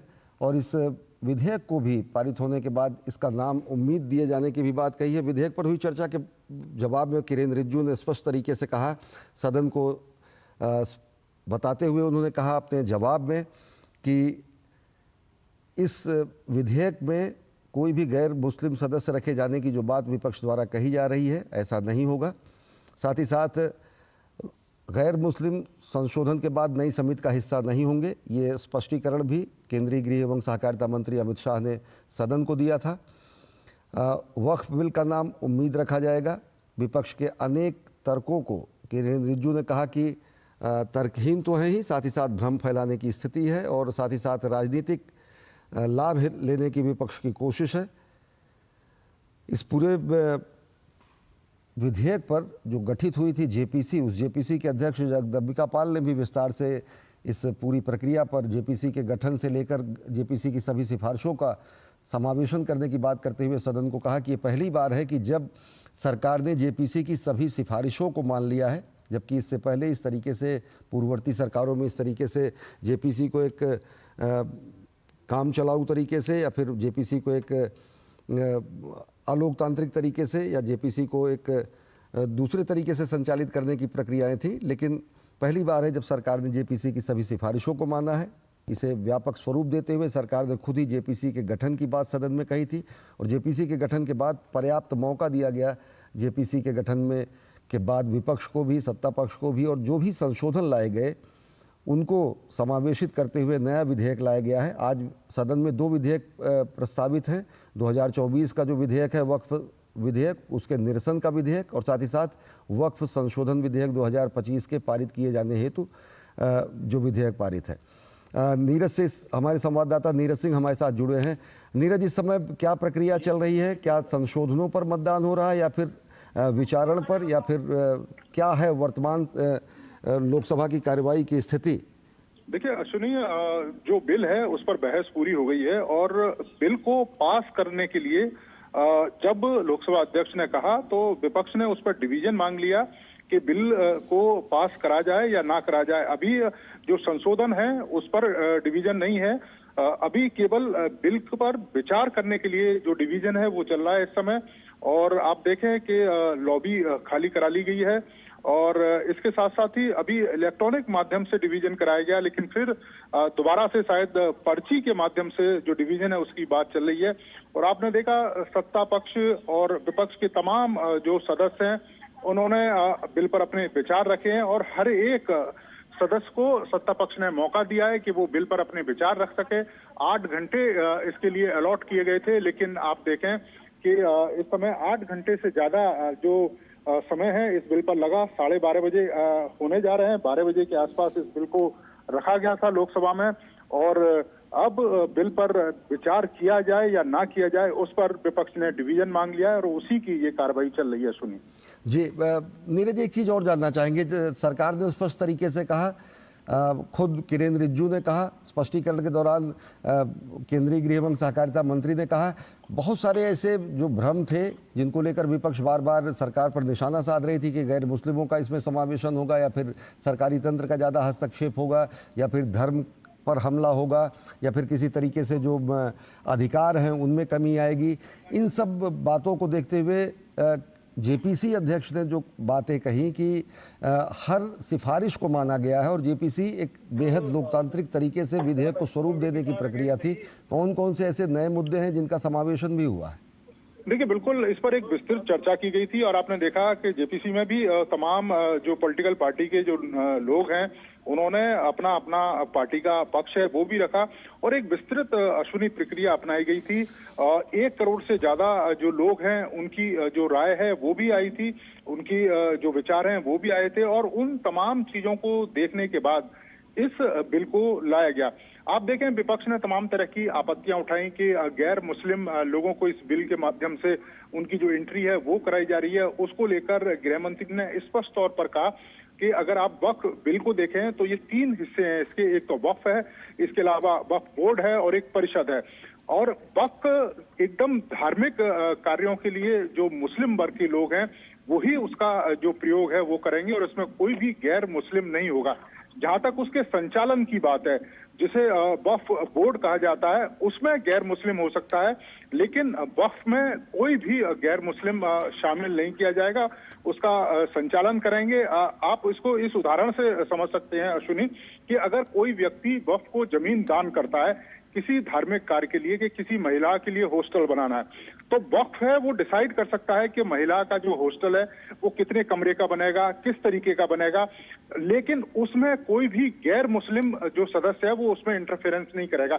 लेकिन अगर हॉस्टल बनाने में किसी तरह की अनियमितता आती है, किसी तरह का करप्शन होता है, या जिस व्यक्ति ने जो जमीन दान की है उसके मुताबिक जो कार्य है वक्फ अगर नहीं करता है, तो उस स्थिति में वक्फ बोर्ड है वो ये डिसाइड करेगा कि इसमें किस तरह की अनियमितता हो रही है, किस तरह का करप्शन हो रहा है, तो वो उन चीजों को उजागर कर सकता है। इसके साथ साथ ही इस बात की जब आपत्ति उठाई गई थी कि अगर किसी जमीन में विवाद होता है तो जिला अध्यक्ष के पास या कलेक्टर के पास उसका निर्णय करने की क्षमता है, तो आज भी अगर आप देखें किसी भी जिले के अंदर अगर किसी भी तरह का जमीन का कोई विवाद होता है तो व्यक्ति सबसे पहले या तहसील जाता है, एसडीएम के पास जाता है, एडीएम के पास जाता है और अंततोगत्वा कलेक्टर के पास जाता है, तो कलेक्टर ही वो डिसाइड करता है। तो इसमें कुछ ऐसा नया नहीं है। इसके साथ साथ ही और भी कई सारी जो आपत्तियां हैं वो इसमें उठाई गई थी कि जो गरीब लोग हैं, जो पसमानदा लोग हैं, उनको एक तरीके से विभाजन करने की बात की जा रही है। तो इस बात का जिक्र किया कि आप देखें कि 18 लाख करोड़ की जो संपत्तियां थी 2013 जो 2014 से पहले थी, उसके बाद 21 लाख करोड़ की संपत्तियां और भी बन गई, लेकिन उसके बावजूद भी आप देखें कि जो गरीब लोग हैं, खासतौर से गरीब अल्पसंख्यक लोग हैं, मुस्लिम लोग हैं, पसमानदा लोग हैं, जो महिलाएं हैं, उनके उद्धार के लिए उस तरह का जो कार्य है वो नहीं किया गया। लाखों करोड़ों की जो संपत्तियां हैं वो औने पौने दामों में दे दी गई, तो उसका जो पैसा है वो किसकी जेब में गया। दूसरी सबसे महत्वपूर्ण बात है कि आप ये देखें कि इतने बड़े पैमाने पर संपत्तियों का संचालन किया जा रहा है, उसका किसी तरह का रखरखाव नहीं है, कोई ऑडिट नहीं है। तो ये तमाम आपत्तियां थी जो सत्ता पक्ष ने सामने रखी। और इसके साथ साथ महिलाओं का, आधी आबादी का आप अगर प्रतिनिधित्व नहीं देंगे किसी भी संस्था में, किसी भी बोर्ड में, तो आप किस तरीके से भलाई की बात कर सकते हैं, किस तरीके से महिलाओं के उत्थान की बात कर सकते हैं। तो ये तमाम सिलसिलेवार तरीके से गृह मंत्री ने, इसके अलावा किरण रिजिजू ने ये स्पष्ट करा कि ये जो बिल है वो मुस्लिम समुदाय की भलाई के लिए है, मुस्लिम समुदाय के जो लोग हैं, महिलाएं हैं, जो गरीब लोग हैं, उनकी बेहतरी के लिए है, और इसमें किसी तरह की जो आपत्तियां हैं वो नहीं होनी चाहिए। और ये आपत्तियां केवल उन लोगों के द्वारा उठाई जा रही हैं जो कुछ एक लोग हैं जिन्होंने मुस्लिम वक्फ संपत्तियों पर कब्जा कर रखा है। यही कारण है कि कुछ एक लोग विरोध कर रहे हैं, जबकि आप देखें कि केरल में तमाम जो लोग हैं वो लगातार इस बिल का सपोर्ट कर रहे हैं, चाहे चर्च समुदाय से जुड़े जो लोग हैं। इसके साथ साथ ही आप देखें कि आज संसद भवन परिसर में बड़ी संख्या में जो मुस्लिम समुदाय के जो लोग हैं इस बिल का समर्थन करने के लिए यहाँ पर मौजूद थे। तो आज एक एक करके विपक्ष की तमाम दलीलों का जो जवाब है वो गृह मंत्री ने दिया, किरण रिजिजू ने दिया और सत्ता पक्ष के तमाम लोगों ने दिया। सुनी जी, अगर देखिए नीरज, ऐसा नहीं है कि वक्फ के नियमों में संशोधन नहीं किया गया। 1995 में किया गया, 2013 में किया गया। 2013 में किए गए संशोधनों पर लोगों ने, अनेक कानूनविदों ने, संविधान विशेषज्ञों ने, राजनीतिक दलों ने, या फिर आम जो सिविल सोसाइटी के लोग हैं, उन्होंने भी ये माना कि बहुत सारे ऐसे शक्तियां दी गई जो हमारे संविधान के मूलभूत जो सिद्धांत हैं, जिसमें शक्तियों का पृथक्करण कहा जाता है या सेपरेशन ऑफ पावर कहा जाता है, बहुत सारी एक्स्ट्रा कॉन्स्टिट्यूशनल पावर्स दी गई 2013 में, उन पर क्या कुछ विपक्ष के रोक रहे? क्योंकि किसी भी तरीके से संविधानेतर जाकर किसी भी संकाय को शक्ति नहीं दी जा सकती, जो कि 2013 में दी गई थी। देखिए, बिल्कुल आपने बहुत सही सवाल किया। सुनिए, आप देखें कि अगर हम लोकतांत्रिक देश के अंदर रह रहे हैं, लोकतांत्रिक प्रक्रिया का पालन कर रहे हैं, तो हमारे यहाँ न्यायपालिका सबसे सर्वोच्च होनी चाहिए।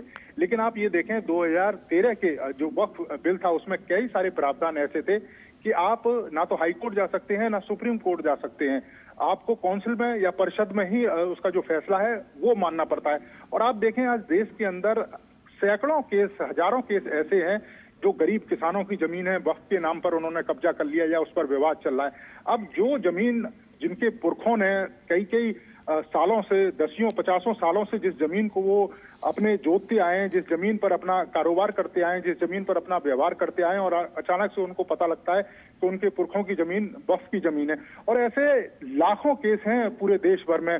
और यही कारण है कि आज देखें कि देश के अलग अलग हिस्सों में वक्फ की जमीनों को लेकर जो विवाद है वो चल रहा है। और आप ये कैसे संभव है कहीं पे भी कि आप अब जमीन घोषित कर दें कि ये वक्फ की जमीन है, और ये करने का उसको ना कागज दिखाने की जरूरत है, ना किसी तरीके से कहीं जाने की जरूरत है। जिसकी जमीन पर आपने कब्जा कर लिया या जिसकी जमीन को आपने वक्फ घोषित कर दिया, अब उसके ऊपर ये दायित्व डाल दिया है कि वो ही तय करे।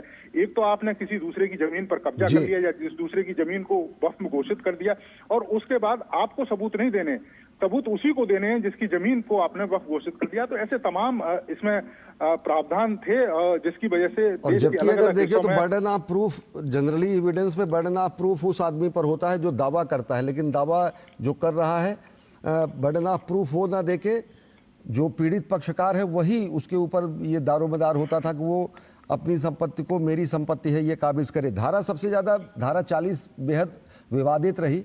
और धारा 40 के ही बारे में अगर देखें, वक्फ संशोधन विधेयक की बात करें तो एक मौखिक तरीके से किसी भी चीज़ों पर अपना दावा कर देना और उसके लिए केवल ट्रिब्यूनल में जाना और ट्रिब्यूनल के बाद अपील की भी स्थिति न होना, ये कहाँ से किस तरीके से संविधानेतर और संविधान सम्मत विपक्ष को लगता है?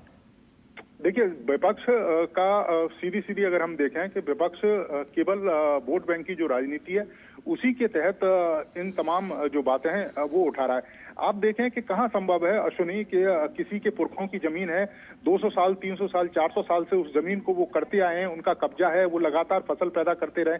जरूरी नहीं है कि उस व्यक्ति के पास तमाम कागजात हों वो 200-300 साल के, लेकिन अगर उसके पास कागजात नहीं है जबकि जमीन उसी की है और वक्फ ने अगर वो संपत्ति अपनी घोषित कर दी, तो आप समझें कि ट्रिब्यूनल में जाकर उसके ऊपर किस तरह की स्थिति होगी और फैसला किस तरीके का आएगा। और ऐसे तमाम विवाद हैं। अब विपक्ष निश्चित तौर पर इसको लेकर राजनीति कर रहा है, जबकि विपक्ष को भी ये पता है कि इस बिल को लाते समय विपक्ष के तमाम सदस्यों की बातों को देखा गया, विपक्ष के तमाम सदस्यों की बातों को उस बिल में स्थान दिया गया। इसके अलावा जो तमाम सिविल सोसाइटी के लोग हों, विशेषज्ञ हों, इसके साथ साथ ही देश के तमाम लोग हों, मुस्लिम समुदाय के लोग हों, महिलाएं, उन तमाम लोगों की राय लेकर ही इस बिल का निर्माण किया गया है, ताकि आने वाले समय में जो तमाम परेशानियां इस बिल की वजह से हो रही हैं वो आने वाले समय में ना हो। और ये जब गृह मंत्री ने बिल पर बोलते हुए स्पष्ट तौर पर कहा कि 2013 में जो कांग्रेस के द्वारा जो बिल लाया गया था, अगर कांग्रेस पार्टी उस बिल को ना लाती तो शायद इस बिल को लाने की जरूरत ही ना पड़ती, क्योंकि कांग्रेस पार्टी 2014 के इलेक्शन को ध्यान में रखकर उस बिल को लाई थी और उस बिल में कई सारे ऐसे प्रावधान कर दिए थे जो संविधान के अनुसार से ठीक नहीं थे। आप न्यायालय नहीं जा सकते, आप अंतिम जो निर्णय है वो जो ट्रिब्यूनल है वही करेगा, आप उसको चुनौती नहीं दे सकते। तो ये ऐसे तमाम प्रावधान थे जिसकी वजह से इस बिल को लाना पड़ा, इन्होंने स्पष्ट तौर पर कहा। और उन्होंने ये इस बात का भी जिक्र किया कि ये बिल एक नया रास्ता खोलेगा मुस्लिम समुदाय के लोगों के लिए, मुस्लिम समुदाय की बेहतरी के लिए, उनके विकास के लिए, उसी को ध्यान में रखकर इस बिल को लाया गया। जी नीरज, एक चीज़ और होती थी, जैसे कि लिमिटेशन एक्ट सबके ऊपर लागू होता है कि आप कब तक अपील कर सकते हैं, लेकिन वक्फ के ऊपर कोई लिमिटेशन एक्ट नहीं था। साल भर के अंदर कोई मामले पर अपील करे, जो स्थितियां कानून के मुताबिक न्यायिक प्रक्रिया में है, लेकिन 500 साल बाद, 1100 साल बाद, या जब भी आपको याद आए तब भी जाकर आप किसी भी चीज़ पर दावा कर सकते थे। ऐसी जिसको कहते हैं कानून से इतर जाकर, संविधान से इतर जाकर वो शक्तियाँ दी गई थी। तो जो गलतियाँ की गई थी या जो भी तुष्टीकरण या फिर जो भी जिन अर्थों में इसको समावेशित करने का प्रयास किया गया था, वो कहीं ना कहीं करेक्ट हो सकेगा टेक्निकली, लीगली, कॉन्स्टिट्यूशनली? बिल्कुल करेक्ट हो सकेगा। और आप देखें कि जो सरकारी संपत्तियां हैं, जो आप देखें कि लाखों एकड़ में सरकारी संपत्तियां इनके कब्जे में भी हैं, और इसके साथ साथ ही उन्होंने वक्फ को लेकर उसका जो विवाद है वो भी चल रहा है। अब आप ऐसा नहीं है कि आप किसी भी संपत्ति पर दावा कर देंगे। अब आपको अगर आप किसी संपत्ति पर दावा करेंगे तो आपको बाकायदा उसके लिए तमाम जो सबूत हैं वो भी पेश करने होंगे। इसके साथ साथ ही कलेक्टर को ये अधिकार होगा कि वो तमाम तथ्यों को देखेगा, तथ्यों को देखने के बाद ही निर्णय करेगा। ऐसा नहीं है किसी की निजी संपत्ति हो और आप अचानक से दावा कर देंगे कि ये वक्फ की संपत्ति है। अब कलेक्टर ये तय करेगा कि जो वक्फ दावा कर रहा है क्या वास्तव में उसका दावा सही है या नहीं है। और ऐसी तमाम जो संपत्तियां हैं जो विवाद में, खासतौर से सरकारी संपत्तियों की बात करें तो निश्चित तौर पर अब एक समाधान निकलेगा, और कलेक्टर के माध्यम से इन तमाम जो गलतियां हैं उनको सुधारने का जो प्रयास है वो भी इस बिल के माध्यम से किया जाएगा। इसके साथ साथ ही गृह मंत्री ने एक बात और स्पष्ट करी कि जो पहले जो मस्जिद हैं, मदरसे हैं, इसके अलावा जो वक्फ जिन संपत्तियों का संचालन कर रहा है, अब जब ये बिल पास हो जाएगा और खासतौर से जब नोटिफिकेशन जारी हो जाएगा उसके बाद ही अगर किसी तरीका का कोई विवाद आता है निजी संपत्ति पर, अगर निजी संपत्ति पर वक्फ दावा करता है, लेकिन सरकारी संपत्ति हो, अगर वक्फ ने पहले भी दावा कर रहा है तो डीएम उसको तय करेगा और डीएम ही डिसाइड करेगा कि क्या वास्तव में वो संपत्ति वक्फ की है या फिर वो सरकार की है। अब इसमें अगर वो डीएम के निर्णय से सहमत नहीं है तो वो कोर्ट में भी जा सकते हैं। पहले इस तरह का प्रावधान नहीं था, लेकिन अब कोर्ट का प्रावधान है, कोर्ट में भी जा सकते हैं और अंतिम फैसला कोर्ट करेगा। निश्चित तौर पर लोकतांत्रिक प्रक्रिया में या लोकतांत्रिक देश में आखिरी जो कह सकते हैं कि न्याय का रास्ता कोर्ट के माध्यम से होता है। जो पहले वक्फ जो बिल है उसमें प्रावधान नहीं था, लेकिन अब इसमें प्रावधान किया है, तो निश्चित तौर पर एक पारदर्शिता भी आएगी और लोगों को ये विश्वास भी रहेगा कि अगर गलती हुई है तो न्यायपालिका में जाकर न्याय भी मांगा जा सकेगा। नीरज, आज के चर्चा पे बात करेंगे। जिस तरीके से विपक्ष ने सत्ता पक्ष पर धार्मिक अधिकारों को सीमित करने के आरोप लगाए, वैसे ही सत्ता पक्ष की तरफ से बहुत सारे इतिहास के और पूर्ववर्ती सरकार के कारनामे भी उघेड़े गए। 2014 में इलेक्शन नोटिफिकेशन 5 तारीख को आना था। 2 दिन पहले 3 तारीख को 123 से ज़्यादा परिसंपत्तियाँ वक्फ कर दी जाती हैं। एक तरीके से आप कहें वक्फ बोर्ड को दे दी जाती है तत्कालीन यूपीए सरकार द्वारा। और स्थिति ये है कि अगर हाई कोर्ट ने रोक न लगाया होता तो वो पूरी की पूरी दिल्ली से संबंधित वो सारी की सारी ऐतिहासिक संपत्तियां वक्फ बोर्ड को दी जा चुकी थी। तो ये जब सब तथ्य आते हैं तो किस तरीके से ये लगता है कि विपक्ष जो आज है या तत्कालीन जो यूपीए सरकार उस समय थी, केवल राजनीतिक हितों को साधने के लिए ही उसकी मंशा थी इस 2013 के संशोधन के जरिए वक्फ के तत्कालीन कानून में छेड़छाड़ करने की? बिल्कुल राजनीतिक मंशा थी। और आप देखें कि इसका सबसे उदाहरण इसी बात से है कि जब 2013 में वक्फ बिल को पास किया गया था तो दोनों सदनों में मिलाकर मात्र 5.5 घंटे की चर्चा हुई। नीरज, आपकी आवाज आ रही? नीरज, आप हमसे जुड़े हैं? हम दोबारा जुड़ेंगे अपने संवाददाता नीरज सिंह से, जो कि लोकसभा में आज दिन भर हुई चर्चा पर जवाब दे रहे हैं।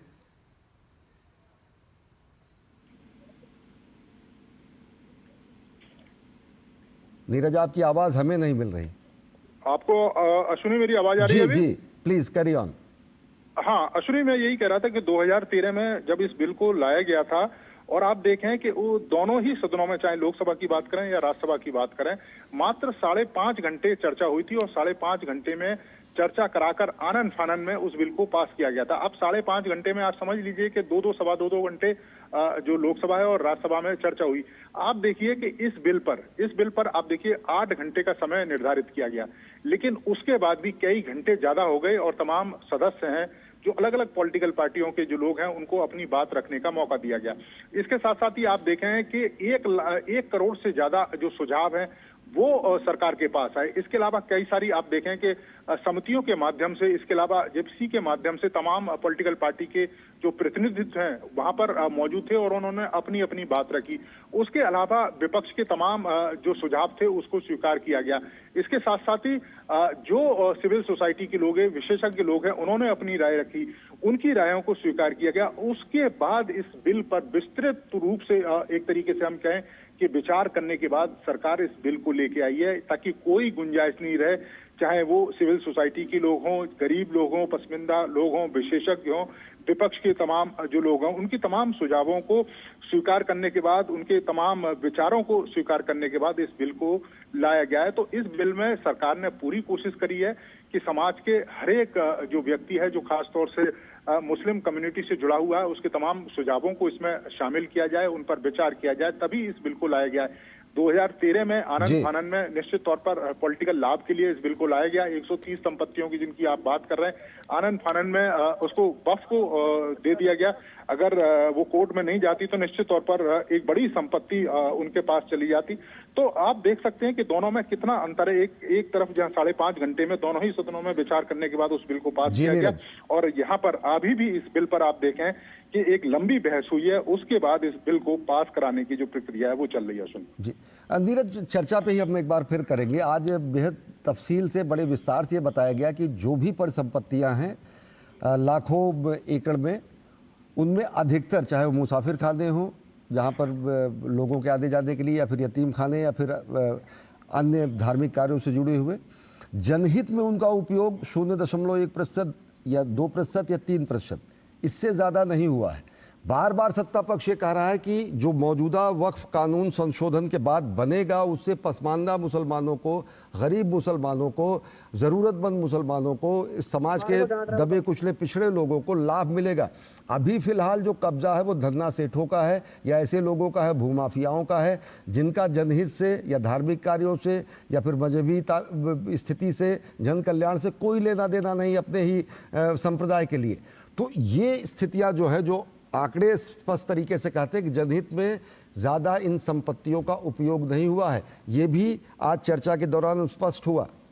बिल्कुल स्पष्ट हुआ। और आप देखें कि कई सारे उदाहरण हैं अश्विनी, करोड़ों की जो संपत्तियां हैं मात्र कुछ चंद पैसों में दे दी गई, और उसके एवज में कितनी बैकडोर से पैसा लिया गया उसका कोई हिसाब किताब नहीं है।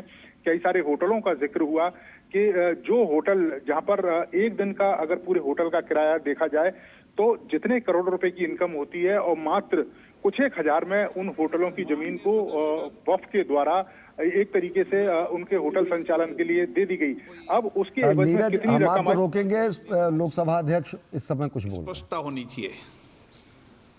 जब नया संसद भवन बना था उस समय हमने लोभी की डेफिनेशन दी थी, फिर मैं आपको लोभी की डेफिनेशन दे देता हूं। लोभी का तात्पर्य इस बरामदे से है जो सभा भवन के बिल्कुल सन्निकट है और सभा भवन के साथ ही समाप्त होता है।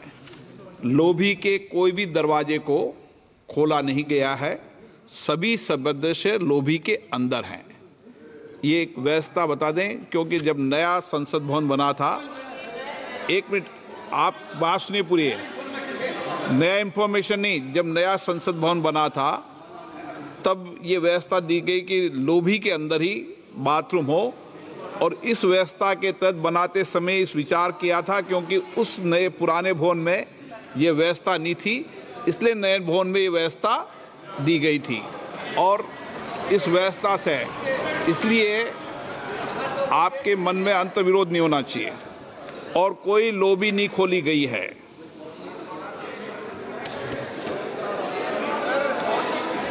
माननीय सदस्य, शुद्धि के अध्ययन अब बहस नहीं करें। जब व्यवस्था दे दी है तो व्यवस्था ठीक से दिए, और बनाते समय व्यवस्था ठीक से बनाई थी। इस व्यवस्था दे, कई बुजुर्ग लोग होते हैं, कई नौजवान होते हैं, इसलिए इस व्यवस्था को इस दृष्टि से बनाते समय ही निर्माण किया था। शुद्धि के अध्ययन मत विभाजन का परिणाम इस प्रकार है, पक्ष में 288, विपक्ष में 232। बहुमत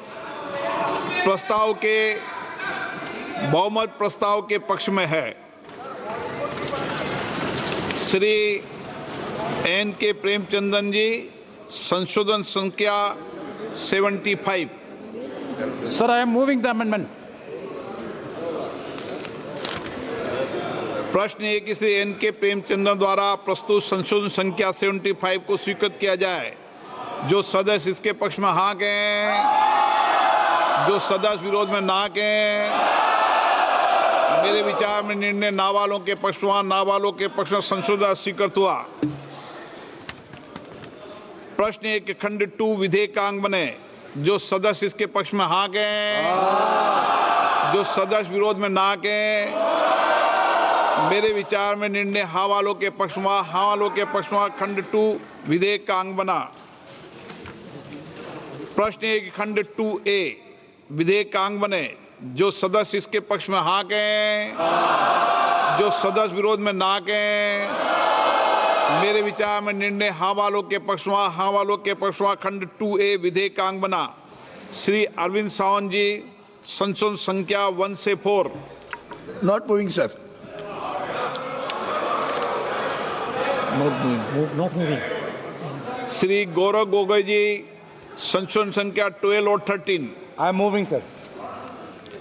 प्रश्न ये कि श्री गौरव गोगोई जी द्वारा प्रस्तुत संशोधन संख्या 12 और 30 को स्वीकृत किया जाए।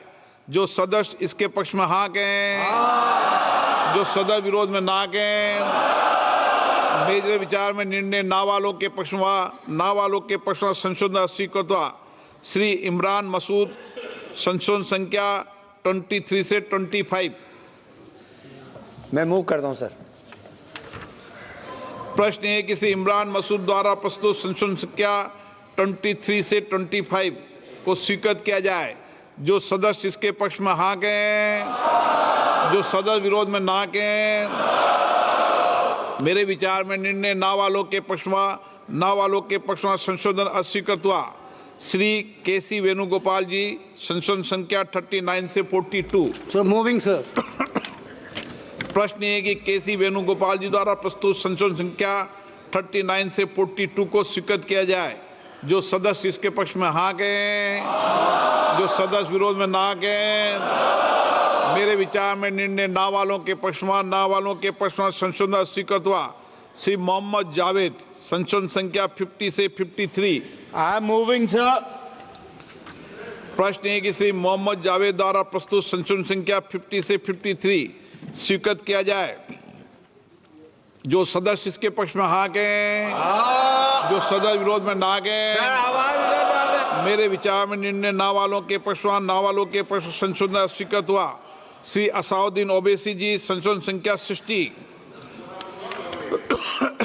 प्रश्न है कि श्री असाउद्दीन ओवैसी द्वारा प्रस्तुत संशोधन संख्या 60 को स्वीकृत किया जाए। जो सदस्य इसके पक्ष में हाँ कहें, जो सदस्य विरोध में ना कहें। मेरे विचार में निर्णय ना वालों के पक्ष में, ना वालों के पक्ष में संशोधन स्वीकृत हुआ। श्री आमा रउंदा मेहंदी जी, संशोधन संख्या 70 से 72। प्रश्न है कि श्री आगा रउबल्ला मेहंदी द्वारा प्रस्तुत संशोधन संख्या 72 स्वीकृत किया जाए। जो सदस्य इसके पक्ष में हाँ कहें, जो सदस्य विरोध में ना कहें। मेरे विचार में निर्णय ना वालों के पक्ष में, ना वालों के पक्ष में संशोधन स्वीकृत हुआ। श्री एन के प्रेमचंद जी, संशोधन संख्या 76 से 79। Sir, clause 3, there are 4 amendments. One is demonstrating that he is practicing Islam for last 5 years. That in the amendment, sir. प्रश्न है कि श्री एन के प्रेमचंद द्वारा प्रस्तुत संशोधन संख्या 76 से 79 को स्वीकृत किया जाए। जो सदस्य इसके पक्ष में हाँ कहें, जो सदस्य विरोध में ना कहें। मेरे विचार में निर्णय ना वालों के पक्ष में, ना वालों के पक्ष में हुआ संशोधन अस्वीकृत हुआ। श्री सौगत राय जी, संशोधन संख्या 96। Sir, I move amendment number 96। प्रश्न है कि श्री सौगत राय जी द्वारा प्रस्तुत संशोधन संख्या 96 को स्वीकृत किया जाए। जो सदस्य इसके पक्ष में हाँ कहें, जो सदस्य विरोध में ना कहें। मेरे विचार में निर्णय ना वालों के प्रश्न ना वालों के प्रश्न संशोधन स्वीकृत हुआ। श्री के सुधाकरण संशोधन संख्या 116 से और 117।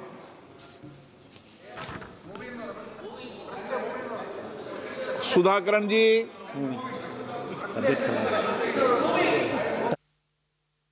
No problem. प्रश्न 1 के सुधाकरण द्वारा प्रस्तुत संशोधन संख्या 116 और 117 को स्वीकृत किया जाए।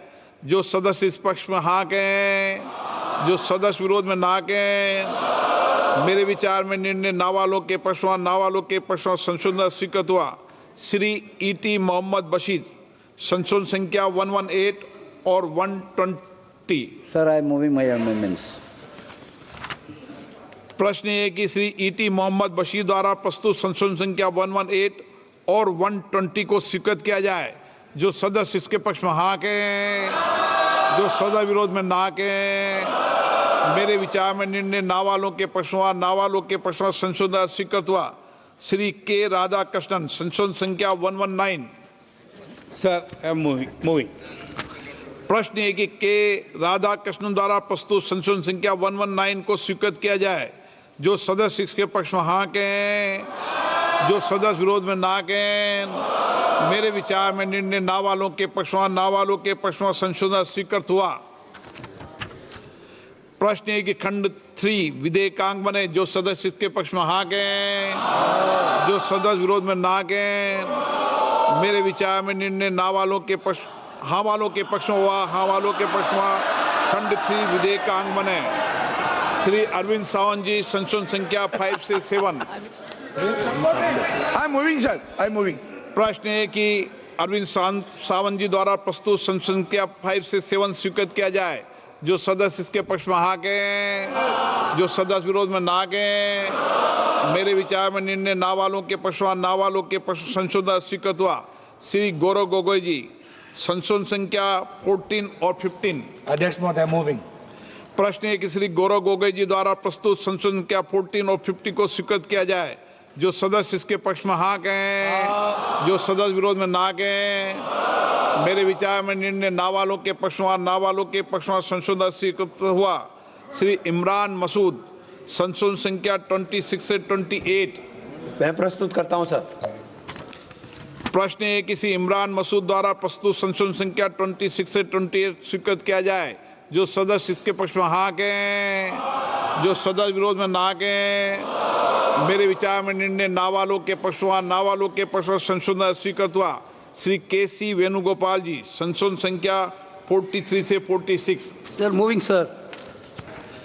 प्रश्न श्री के.सी. वेणुगोपाल द्वारा प्रस्तुत संशोधन संख्या 43 से 46 स्वीकृत किया जाए। जो सदस्य इसके पक्ष में हाँ कहें, जो सदस्य विरोध में ना कहें। मेरे विचार में निर्णय ना वालों के पक्ष में ना वालों के पक्ष में संशोधन स्वीकृत हुआ। श्री मोहम्मद जावेद संशोधन संख्या 54 और 55। I am moving, sir. प्रश्न है कि श्री मोहम्मद जावेद द्वारा प्रस्तुत संशोधन संख्या 54 और 55 को स्वीकृत किया जाए। जो सदस्य इसके पक्ष में हाँ कहें, जो सदस्य विरोध में ना कहें। मेरे विचार में निर्णय ना वालों के प्रश्न ना वालों के प्रश्न संशोधन स्वीकृत हुआ। श्री असाउद्दीन ओवैसी जी संशोधन संख्या 61 से 65। Sir, I am moving my amendments. प्रश्न है कि श्री असाउद्दीन ओवैसी द्वारा प्रस्तुत संशोधन संख्या 61 से 65 को स्वीकृत किया जाए। जो सदस्य इसके पक्ष में हाँ कहें, जो सदस्य विरोध में ना कहें। मेरे विचार में निर्णय ना वालों के प्रश्न ना वालों के प्रश्न संशोधन स्वीकृत हुआ। श्री एन.के. प्रेमचंद्रन जी संशोधन संख्या 80 से 84। Amendments to clause 4, I am moving all the amendments. प्रश्न है कि श्री एन.के. प्रेमचंद्र द्वारा प्रस्तुत संशोधन संख्या 80 से 84 को स्वीकृत किया जाए।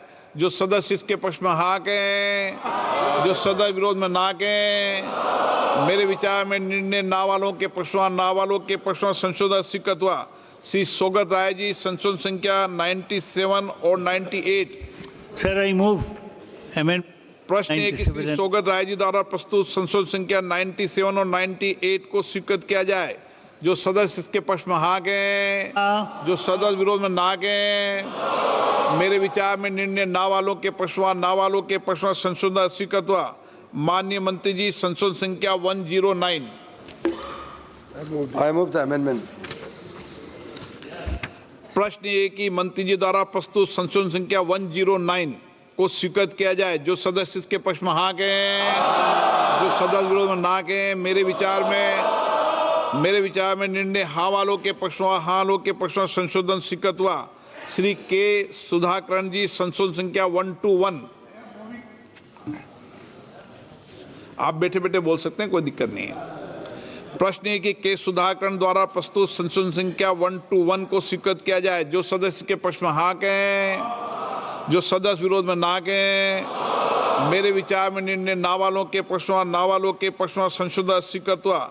श्री राजेश रंजन जी संशोधन संख्या 130 और 131। आई am moving the bill sir. प्रश्न ये कि राजेश रंजन जी द्वारा प्रस्तुत संशोधन संख्या 130, 131 को स्वीकृत किया जाए। जो सदस्य इसके पक्ष में हाँ कहें, जो सदस्य विरोध में ना कहें। मेरे विचार में निर्णय ना वालों के पक्ष में, ना वालों के पक्ष में संशोधन स्वीकृत हुआ।